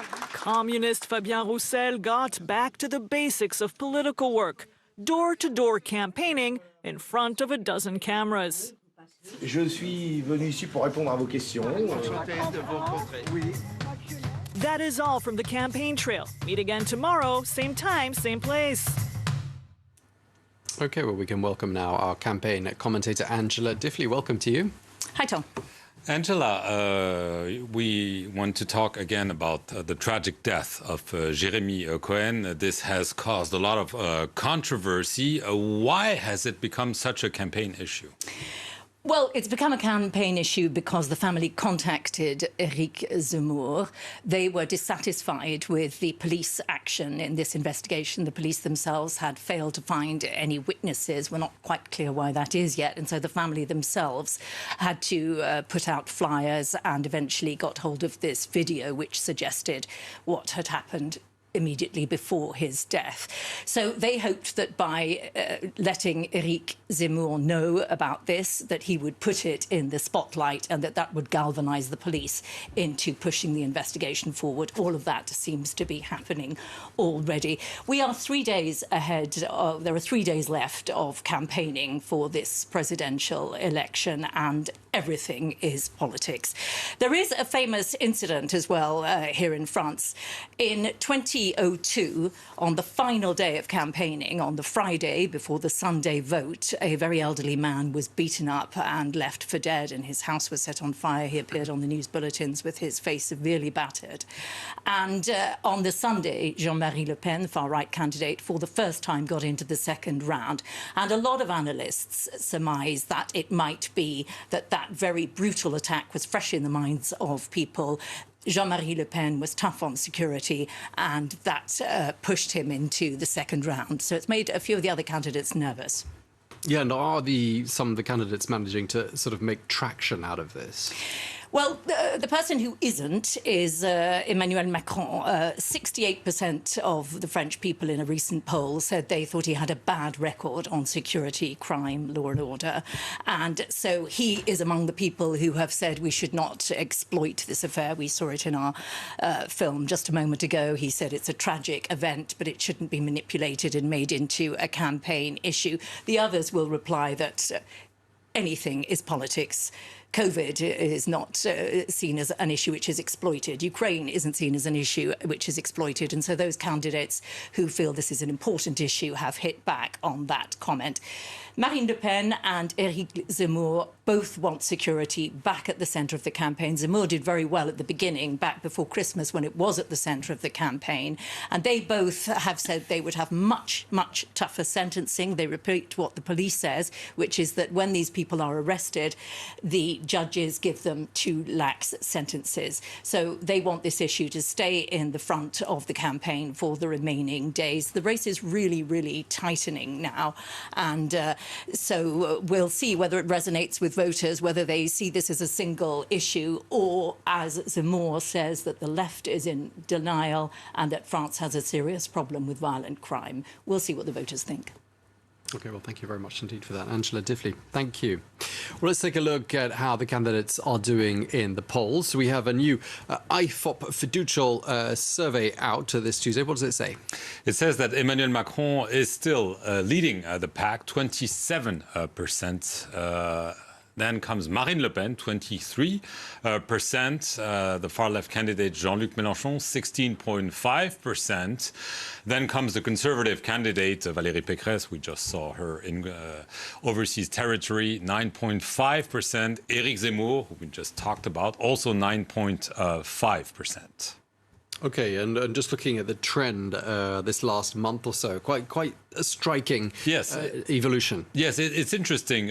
We went back to March the 11th. Then the spread between Emmanuel Macron and Marine Le Pen was 13.5%. 3.5 weeks later, it is down to 4%.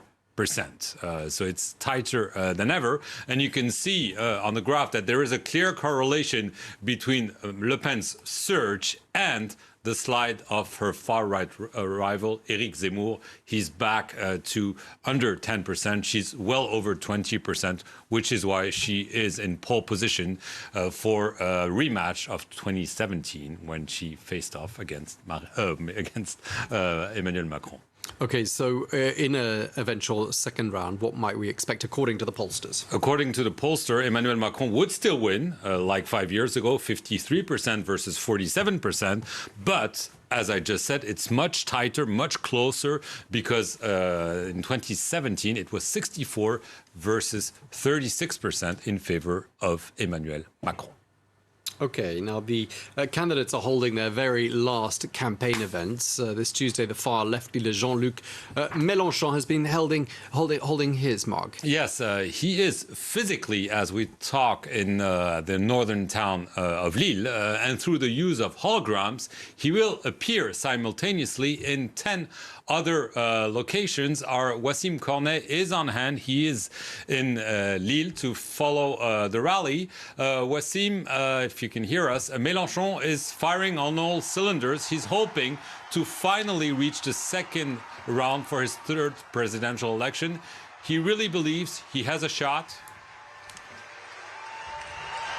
Yeah, really. I mean, firing on all cylinders, multiplying efforts, quite literally multiplying himself tonight. As you mentioned, he's in the northern city of Lille in the flesh, but his hologram is being transmitted live to 11 other rallies in 11 other cities across France. It was a technique that was used already in 2017 for the leader of France Unbowed, but it's been brought back for this presidential campaign. The goal was to cover the country to make sure that there was not a single point across all mainland France that was over 250 kilometers away from a France Unbowed rally tonight. The campaign team knows that they have to keep the ball rolling. The polls have been looking quite good for Jean-Luc Mélenchon for quite some time, but he will need all the votes he can get to make sure he can get to the second round. He's trying to reach out to the undecided voters, to socialist voters, to green voters, telling them he's really the only chance that they will have to see a left-wing candidate in the second round, telling them to cast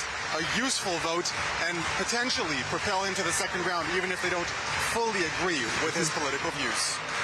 OK, well, thank you very much for bringing us all the latest from that Wassim Cornet. Rather a noisy hall there. Surprised you could hear yourself think or speak. Well, one problem, of course, for Jean-Luc Mélenchon is the candidacy of the Communist Party. Mark, that's a first since 2007, isn't it? Yes, and the Communist candidate, Fabien Roussel, has in many ways been the surprise of this campaign. Not so much for his advocacy, but for his declared love for French steak and wine. Since he did so back in late January, he has made a name for himself. Let's take a listen to Fabien Roussel. Un bon vin, une bonne viande, un bon fromage, pour moi c'est la gastronomie française, mais pour y avoir accès à cette bonne gastronomie, il faut y avoir des moyens. And so our reporters Claire Pacalin and Karina Chabour met communist supporters in Paris at one of the party's so-called Apé Roussel events. That's a play on apéritif and, of course, Roussel. Here's their report. French wine, cheese and baguette. The Communist Party's candidate Fabien Roussel has shaped his campaign around a message that life's simple pleasures should be affordable to all. The party is reaching out to the far left, its traditional base, as well as voters it's lost to the far right, and French people who might not vote at all. Le sens des appels Roussel, c'est de retrouver les camarades avec qui on fait campagne, de revoir des gens qui aussi peuvent venir à l'occasion en passant du quartier qu'on a vu au cours de la campagne. Il y a quand même beaucoup de gens encore qui doutent, qui ne savent pas s'ils vont aller voter. Bon, alors discuter un peu avec eux, c'est d'abord les inciter à aller voter, de voter pour leurs idées, de ne pas céder à leur peur. C'est important, l'échange. À la base, j'étais pas vraiment à gauche, j'étais plutôt pour Macron. Mais ce que j'aime chez le PCF, c'est que c'est plutôt la gauche d'avant. Vous savez, c'est une gauche très sociale, très humaine. On traite les gens dignement, on partage. The party's manifesto is an ode to its traditional past, with an emphasis on social benefits, retirement at 60, and a minimum wage of €1,500 a month. But there's also a clear break with traditional allies, the Greens and other environmental activists, with Fabien Roussel accusing them of being out of touch with ordinary French people. Fabien Roussel is also very keen on getting a clear message across to gain wide appeal with voters, that every French person should be able to enjoy a chunk of cheese and a nice juicy steak. Okay, well, let's end on a lighter and slightly gastronomic note. Yes, not so light, actually, because we just heard about food, about wine, and I just couldn't resist taking you back and taking a look at the president who really, really loved eating, Jacques Chirac. He had a well-earned reputation for eating huge meals all day long. So, of course, he loved cheese, he loved ham, he loved oysters, and he had a soft spot for calf's head. Yes, it's a bit French, a bit weird, but he loved it. And he also loved, of course, downing not only fine red wine, but also even beer. And he really loved the Mexican beer, the Corona. And since it is nearly dinner time here in Paris, it's now time for us to wish you bon appétit, and we'll see you tomorrow. Thank you very much indeed, Mark. Thanks to Angela Diffley as well, our campaign editor. Thanks to you for watching. We'll see you tomorrow.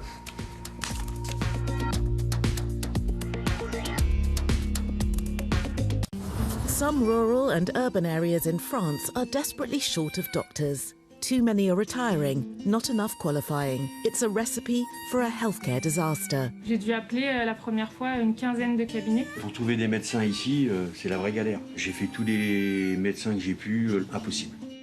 Doctors are coping as best they can. Some are coming out of retirement, others resort to video consultations and multidisciplinary offices. Ma meilleure façon de ne pas angoisser, c'est de continuer à travailler. Mais un jour, il faudra quand même 74 ans, il faudra quand même que je passe la main aux autres. Don't miss our report on the black spots in France's healthcare by reporters on France 24 and France24.com.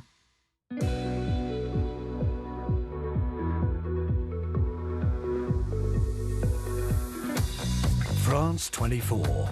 Every art form. Liberté, égalité, actualité.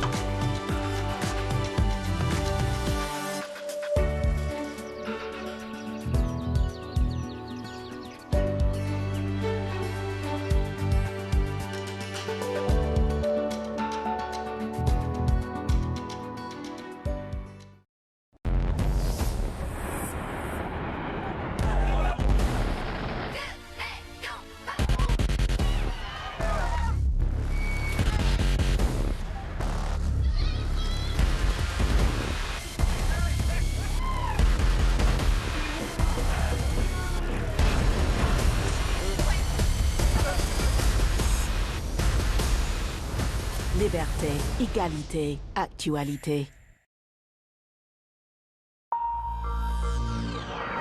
This is live from Paris. It's 8:30 p.m. I'm Tom Burgess-Watson, and these are the headlines. The Ukrainian President Volodymyr Zelensky addresses the UN Security Council, showing them footage of atrocities carried out by the invading Russian forces.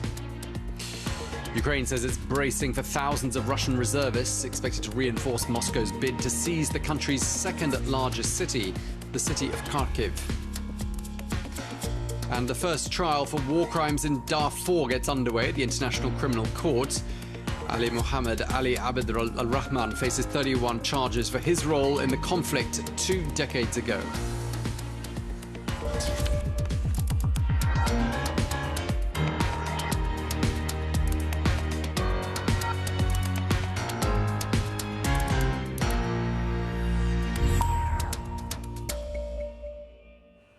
Welcome back. The Ukrainian President Volodymyr Zelensky today gave an address to the UN Security Council via video link, during which he called for justice for those responsible for the massacre of civilians in the Ukrainian town of Bucha.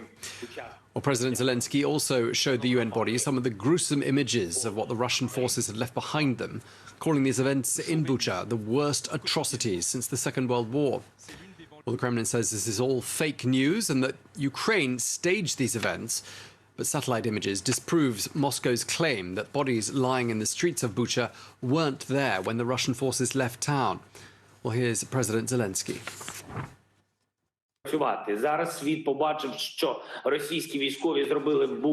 Now the world can see what the Russian military did in Bucha while keeping the city under their occupation. But the world has yet to see what they've done in other occupied cities and regions in our country. The geography might vary, but cruelty is the same. Crimes are the same, and accountability must be inevitable.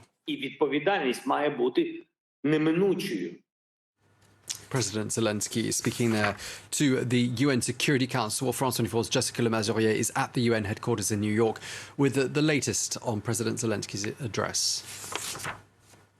He described the veto as the right to die for Ukrainian people at the moment, and said that unless the council is reformed, it ought to be dissolved, because right now it is not fulfilling what it was set up to do in maintaining peace and security in the world, because Russia keeps using and abusing its veto to block any action in the council. Zelensky appeared really angry and frustrated at a lack of action. And then, as we heard from other ambassadors in the council, they also reflected to an extent this frustration. I was just listening to the Kenyan ambassador who looked back to the genocide in Rwanda, saying, you know, at the time, some council members even denied that that was what was happening in Rwanda. And so there are real questions being asked about how the UN is failing to do its job at the moment. And certainly Zelensky appeared to be extremely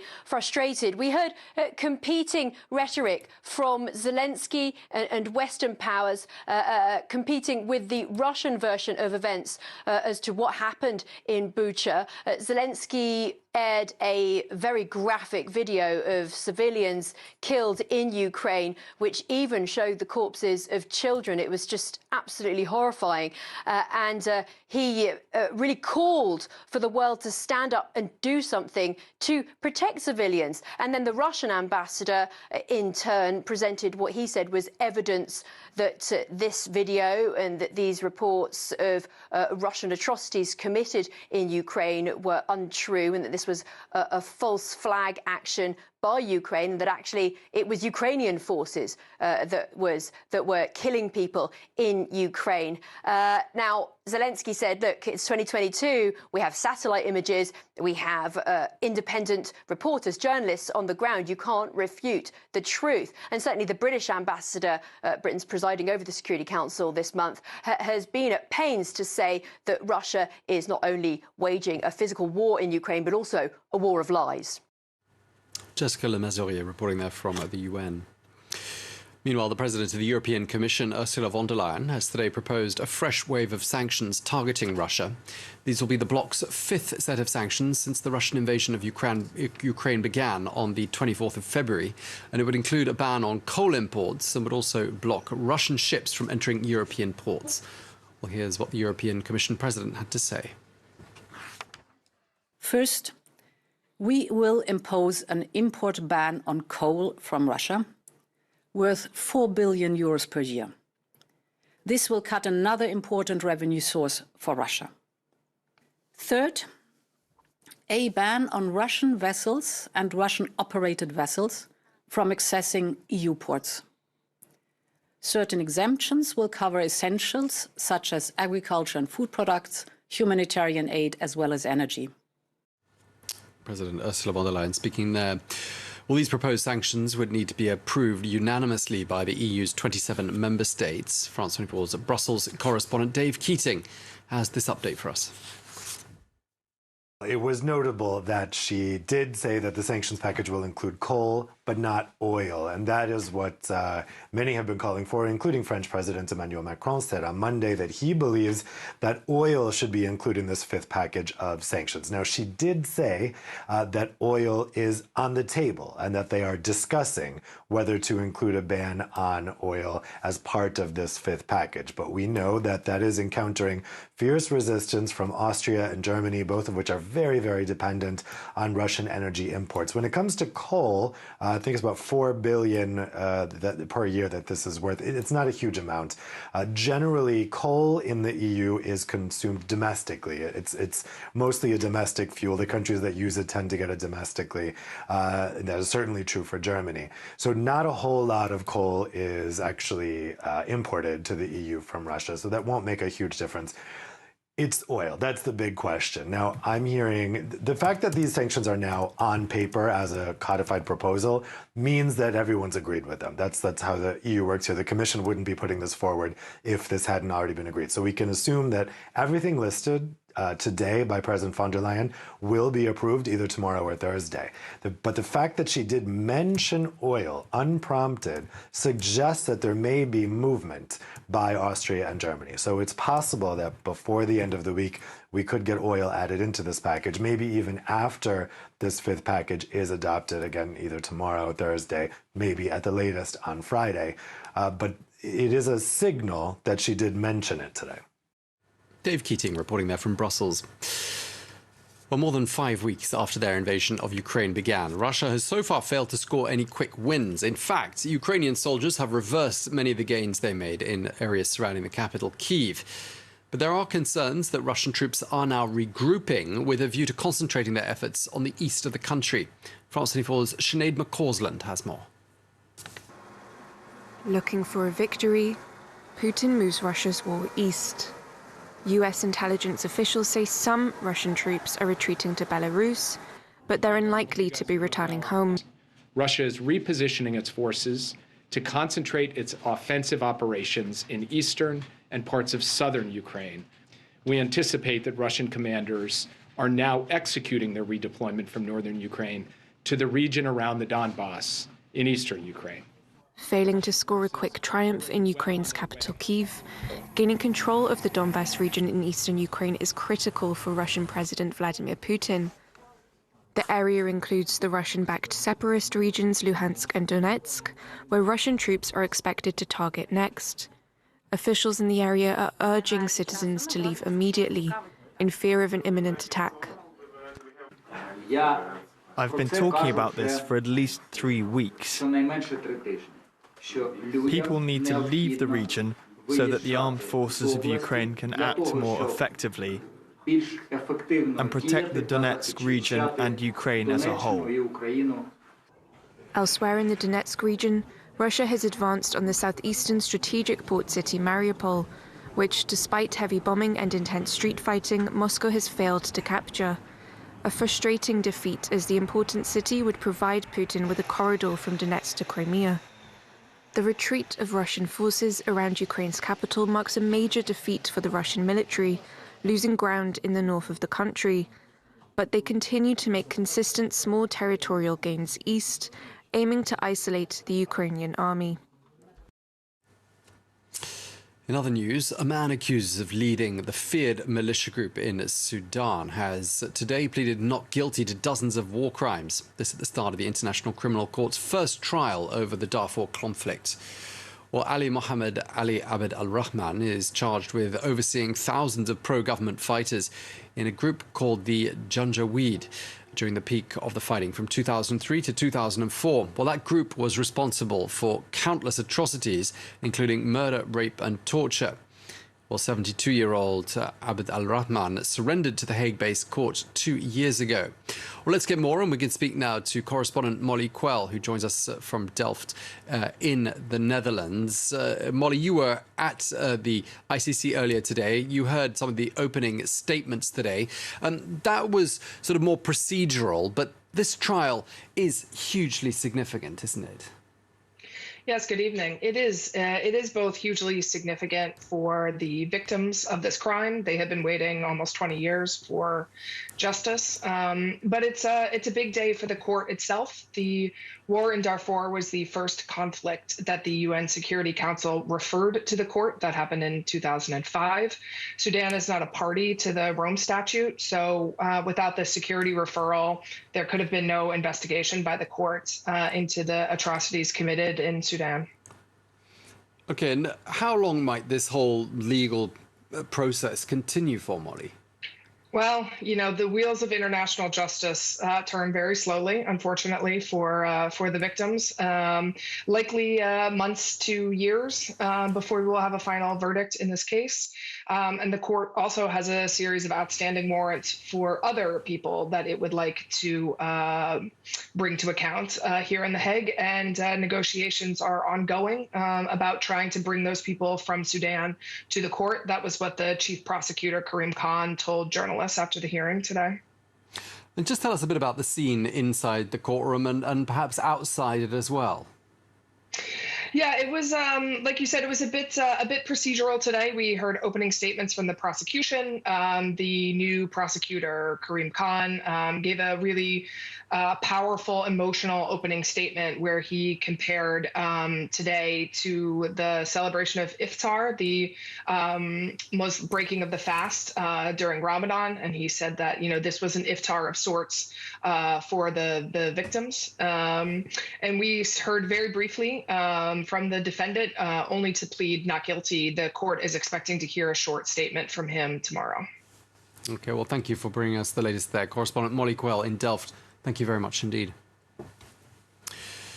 The rising cost of living has become a serious issue in a number of countries around the world, and Peru is no exception. Well, Peru's leaders say this is due to the COVID pandemic and also the Russian invasion of Ukraine.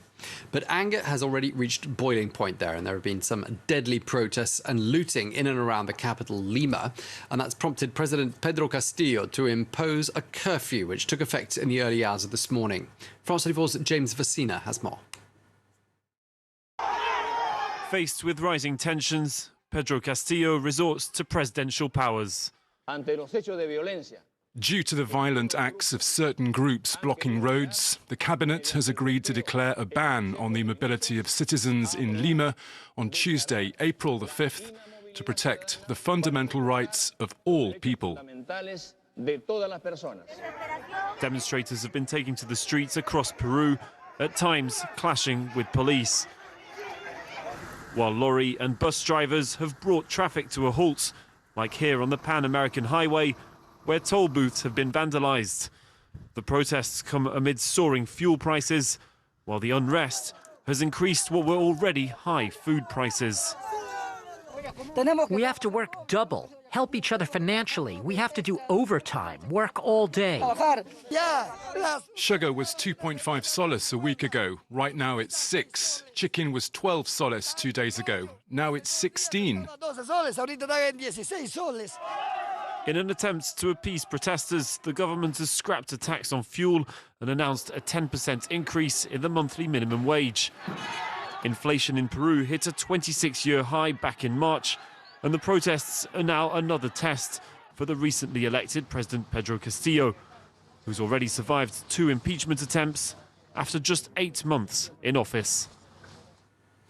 Now, the COVID pandemic has dealt the city of Venice a heavy blow, not least due to the fact that there's been a sharp fall in visitor numbers these last 2 years. But some Venetians say COVID is only part of the story and that businesses were already struggling long before COVID-19 struck.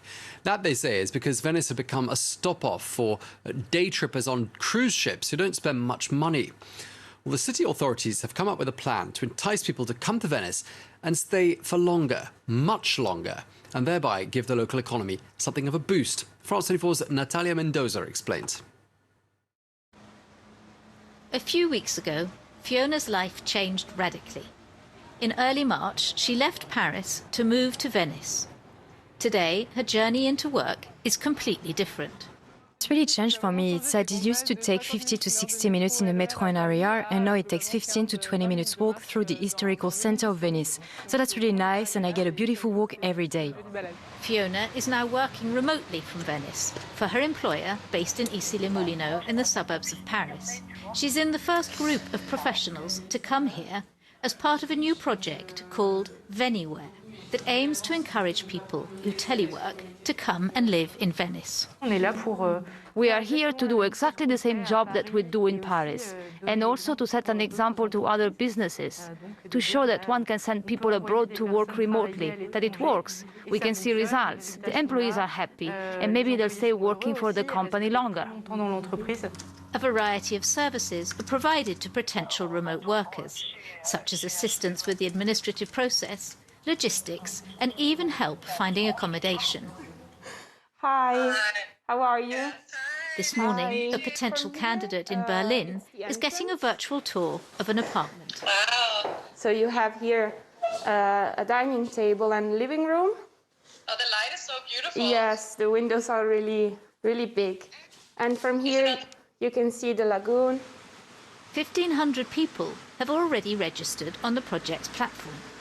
Its creators are hoping that it will help rethink Venice's development model. Our city has suffered badly from excess tourism, and it's a city that is becoming depopulated.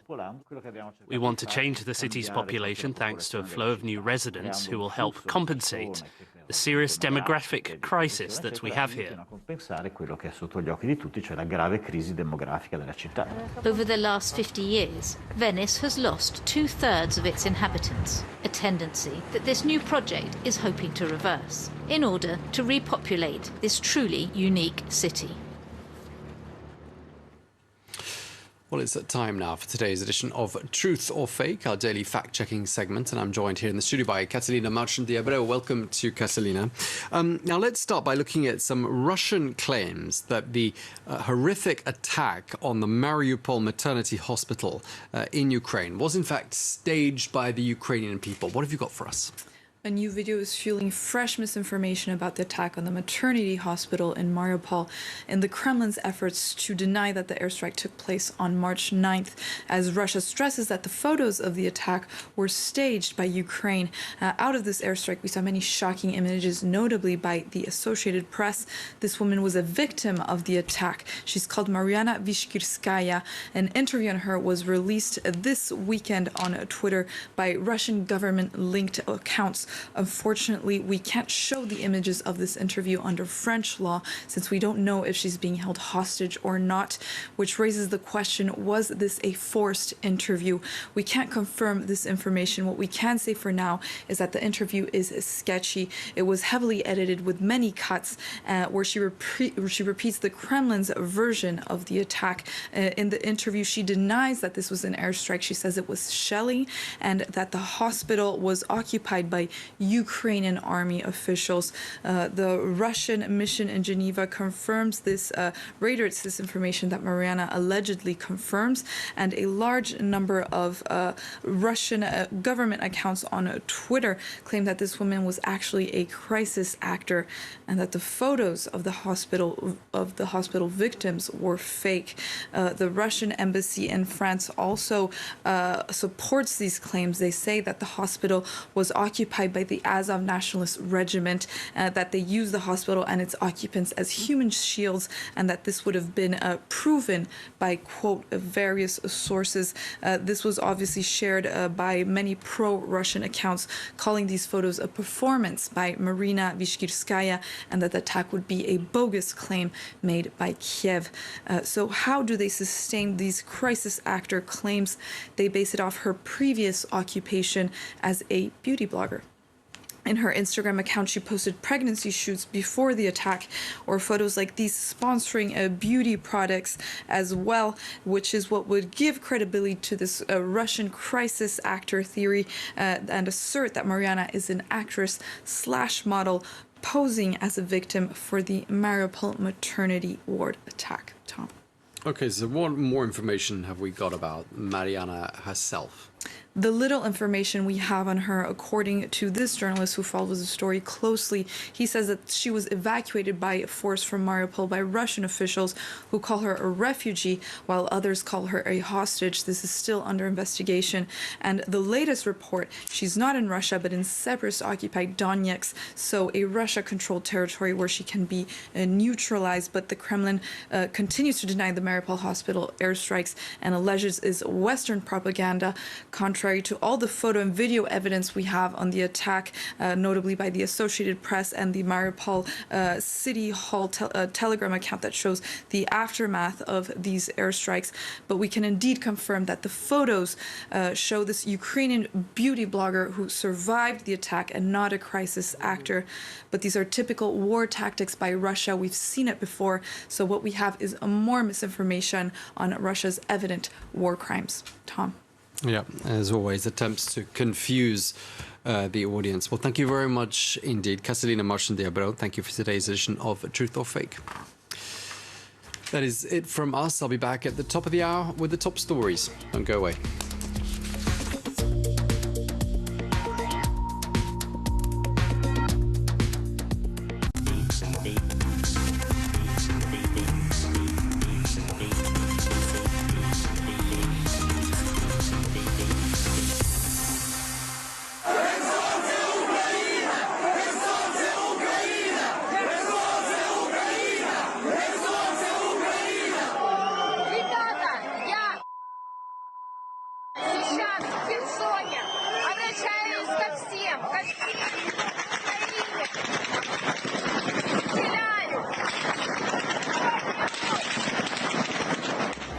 These images were filmed in Liberty Square in Kherson in the south of Ukraine, 5 days after the city fell to invading Russian troops.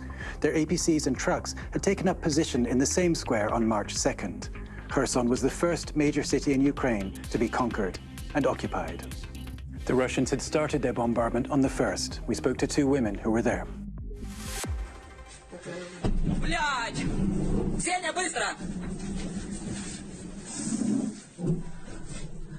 Когда в первый день они пришли в город, когда они начали микрорайон Таврический обстреливать. 49 и 28. Прилет. Торле-2. Полетели стекла. The Russians imposed strict rules. Another woman we spoke to told us the city's residents live in fear. Here are the rules. During the day, you can go out in groups of 1 or 2. If not, they shoot. Curfew from 8 p.m. to 6 a.m. If you go out, they shoot. Пока еще основная проблема в городе остается это то, что продукты практически на исходе в магазинах, медикаменты практически на исходе. То есть завозов нету, потому что город оккупирован.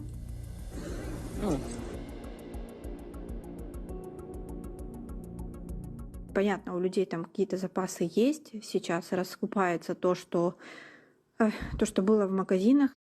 Хлопці стоять, помощить в кадр.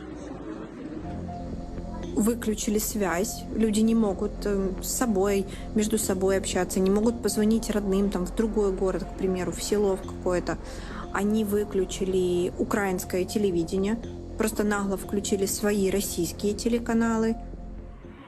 Когда тоже заглушили связь, приезжали якобы их фуры с гуманитарной помощью, с Крыма, по-моему. Телевидение их приехало. И у нас на главной площади они снимали репортаж. Даже человек пытался спросить там, по поводу гуманитарной помощи что-то. Ну, то есть это было видно, что это просто какая-то постановка. Ребята, кому-то надо, блядь, пожрать от оккупантов.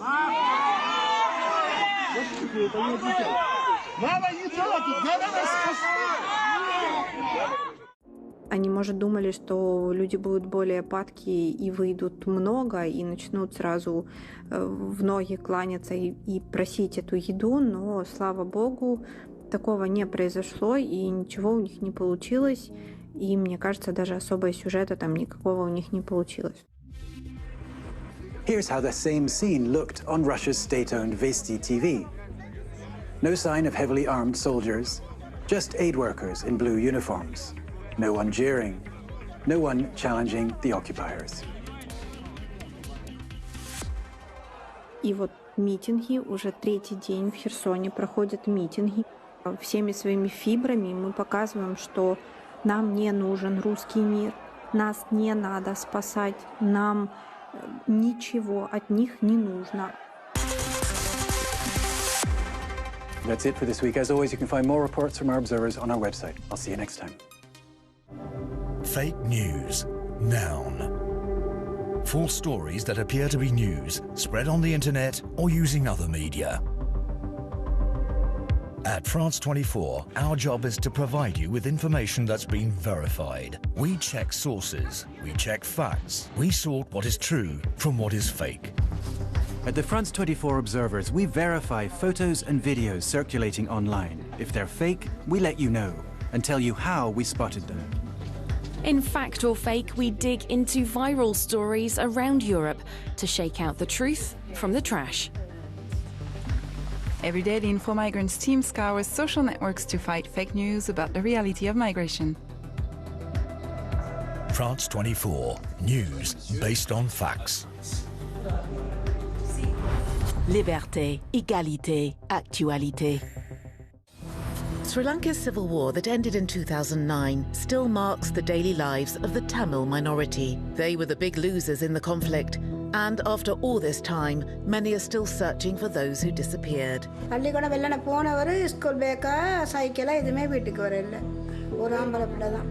people marginalised for more than 70 years, the Tamils cannot mourn their dead and are fighting to uncover the truth. Excavations of mass graves suggest the worst for families still hoping to find their loved ones and are damning for a government that remains silent.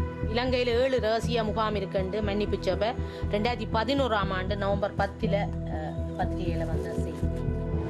Don't miss Sri Lanka Revisited on France 24 and France24.com.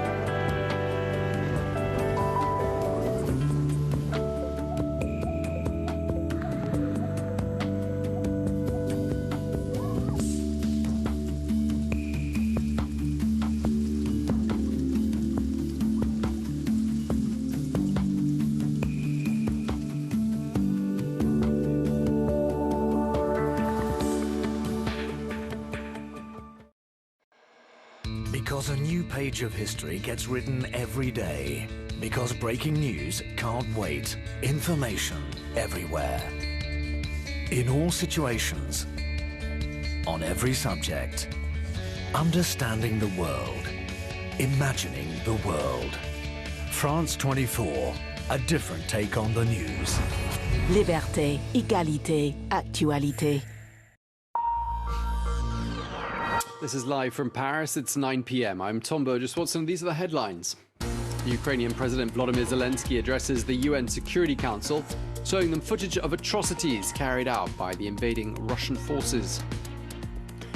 Ukraine says it's bracing for thousands of Russian reservists expected to reinforce Moscow's bid to seize the country's second largest city. That's the city of Kharkiv. And the first trial for war crimes in Darfur gets underway at the International Criminal Court. Ali Muhammad Ali Abed al-Rahman faces 31 charges for his role in the conflict 2 decades ago.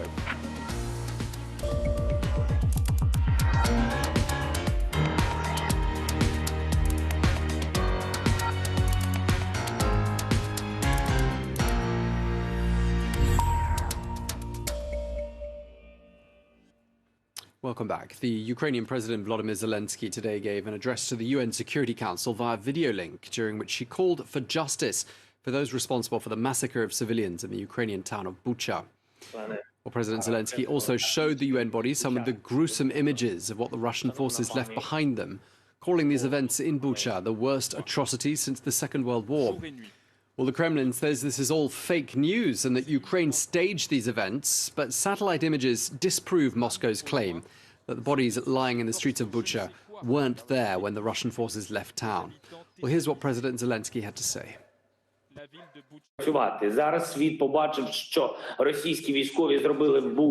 Now the world can see what the Russian military did in Bucha while keeping the city under their occupation. But the world has yet to see what they've done in other occupied cities and regions in our country. The geography might vary, but cruelty is the same, crimes are the same, and accountability must be inevitable. The Ukrainian president speaking there. Well, let's get more analysis. We can cross now to Washington and speak to Melinda Herring, who is Deputy Director of the Atlantic Council's Eurasia Center. Thank you so much for joining us here on France 24. Given that Russia is a permanent member of the UN Security Council and has the right to a veto, what do you see as having been the point of President Zelensky's address to the UN Security Council today? Thanks. It's great to be here. Well, he had to use the UN Security Council, even though it has serious limitations. He was speaking to the world today, and I think that was really important after we saw the images, the horrific images coming out of Bucha over the weekend. There is a point, though. He should also demand a monitoring mission within the Human Rights Council. This is something that can be done right now. He could demand that this council send monitoring mission to Bucha today to write down and to document all the injustices to make a case in the International Criminal Court. It's very important that the UN do that. Zelensky, in his address, seemed to question the value of the UN Security Council. I take on board what you just said about something that could come out of this. But he does have a point, doesn't he, to question the UN Security Council if the body is ultimately unable to coordinate any action. I believe the word you're looking for is feckless. Yes, he has every point, and I think his tone today, which was angry, was completely justified. The images that we saw coming out over the weekend are beyond words. You know, people, innocent civilians on bikes who were gunned down, people in wells, and their bodies were badly bruised. Zelensky talked about how Russian soldiers tried to burn human bodies. I think that has every right to be angry and disgusted that the UN hasn't done anything to this point. We heard the Chinese ambassador to the UN today saying the images of Bucha are disturbing, which is putting it mildly, as you say. But the Chinese also added a word of caution. Any accusation should be based on facts, they said. It seems China is still going out of its way, trying not to upset Russia. And so it's really just a question of 3 against 2 amongst the Permanent Security Council members. Or perhaps do you think China could eventually come round to the other 3 permanent members' way of thinking? I think China's going to play footsie with Russia. They have a close relationship. Xi and Putin have a close relationship at the top, but they are also on notice. The U.S. has told them, do not give aid and assistance to Russia or you will hear from us. So I don't think they're going to give weapons or loans or anything significant, but they will, wink and prevent real action at the Security Council. Are you seeing any face-saving solutions emerging at this stage that perhaps President Putin could show to his people and say, we've done it, we've done what we set out to achieve, we can now leave with our heads held high? Are we at that stage yet, or does something else need to be achieved, do you think, before we get there? Unfortunately not. So President Putin needs a win by May Day. That's the big date that's in his mind. And he probably will be able to take Mariupol by then, and he may have some gains in the